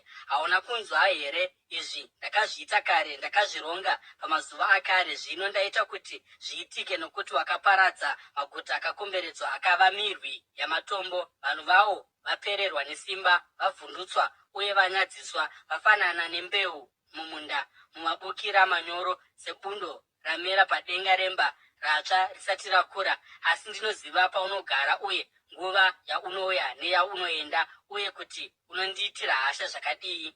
Nokuda kwehasha dzako kwandiri uye nokuda kwokuti kusateerera kwako kwasvika munzeve dzangu, ndichaisa chiredzo changu mumhuno dzako namatomu angu mumuromo mako, uye ndichaita kuti udzokere nenzira yawakauya nayo. Ichi ndicho chichava chiratidzo kuvarwi. Iwe Hezekia, gore rino muchadya zvinomera zvoga, uye mugore rinotevera muchadya mabukira azvo. Asi mugore rechitatu mudyare mugokohwa, mudyare minda yemizambiringa, mugodya michero yayo. Zvakare vakasara veimba yaJudha vachava nemidzi pasi uye vachabereka michero kumusoro, nokuti muJerusarema muchabuda vachasara, uye muZioni muchabuda boka ravachapunyuka. Kushingaira kwaJehovha kuchazviita. Naizvozvo zvanzi naJehovha pamusoro pamambo weAsiria, haazopindi muguta iri kana kupfuura museve pano. Haazosviki mberi kwaro nenhoo kana kuvaka gomo revhu pariri. Achadzokera nenzira yaakauya nayo. Haazopindi muguta rino, ndizvo zvinotaura Jehovha.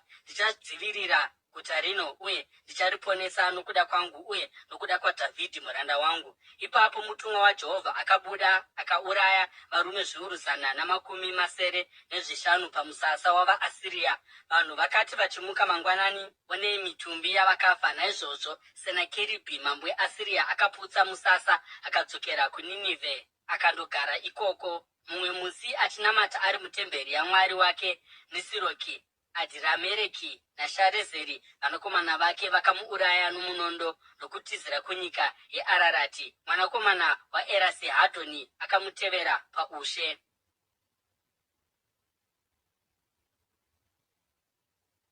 Isaya chitsauko 37. Mumazuva iwayo Hezekia akarwara kusvikira oda kufa. Muprofita Isaya mwanakomana waAmozi akaenda kwaari akati, zvanzi naJehovha, gadzirisa zveimba yako, nokuti uri kuzofa, hausi kuzopona.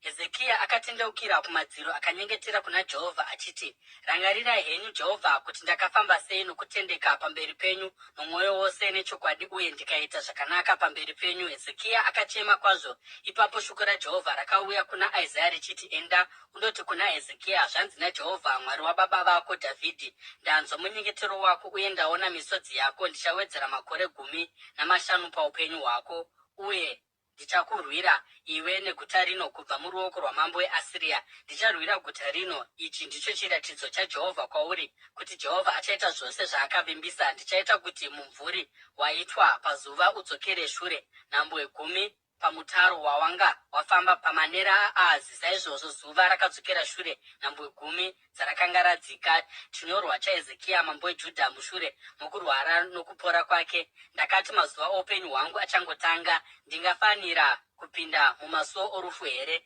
ndigotorerwa makore angu asara here? Ndakati handichazoonizve Jehovha, iye Jehovha, munyika yavapenyu. Handichazotarisizve kuvanhu kana kuvana avo vagere munyika ino zvino. Setende romufudzi imba yangu yakoromorwa uye yatorwa. Somuruki ndapeta upenyu hwangu, uye iye andigura kubva pachirukiso. Masikati namadekwana makaita kuti ndigume. Ndakamirira nomwoyo murefu kusvikira mambakwedza, asi iye akavhuna mapfupa angu ose kufanana nezvinoitwa neshumba. Masikati namadekwana makaita kuti ndigume. Ndakarira senyenganyenga kana kondo. Ndakachema sokuchema kunoita njiva. Meso angu akaneta nokutarisa kudenga. Haiwa Jehovha, ndine nhamo, uyai mundinunure. Asi ndingati kudiniko? Iye ataura neni, uye iye ndiye aita izvi. Ndichafamba nokuzvininipisa pamakore angu ose nokuda kwokurwadziwa kwomwoyo wangu. Ishe, vanhu vanorarama nezvinhu zvakadai, uye mweya wangu unowana upenyu mazviriwo. Makandiporesa mukandiraramisa. Zvirokwazvo kutambudzika kwangu kukuru kwakandivigira rugare. Murudo rwenyu makandirwira pagomba rokuparadzwa. Makaisa zvivi zvangu zvose shure kwenyu, nokuti guva haringagoni kukurumbidzai, rufu harugoni kukurumbidzai nenziyo. Vanodzika kugomba havangagoni kutarisira kutendeka kwenyu. Vapenyu, ivo vapenyu, ndivo vanokurumbidzai, sezvandiri kuita iye nhasi. Madzibaba anoudza vana vavo nezvokutendeka kwenyu. Jehovha achandiponesa, uye tichaimba nemitengeranwa mazuva ose oupenyu hwedu mutemberi yaJehovha. Zvino Isaya akanga ati, gadzirirai bundu ramaonde mugoriisa pamota, uye achapora. Hezekia akanga abvunza achiti, chiratidzo chichava chei chokuti ndiende kutemberi yaJehovha?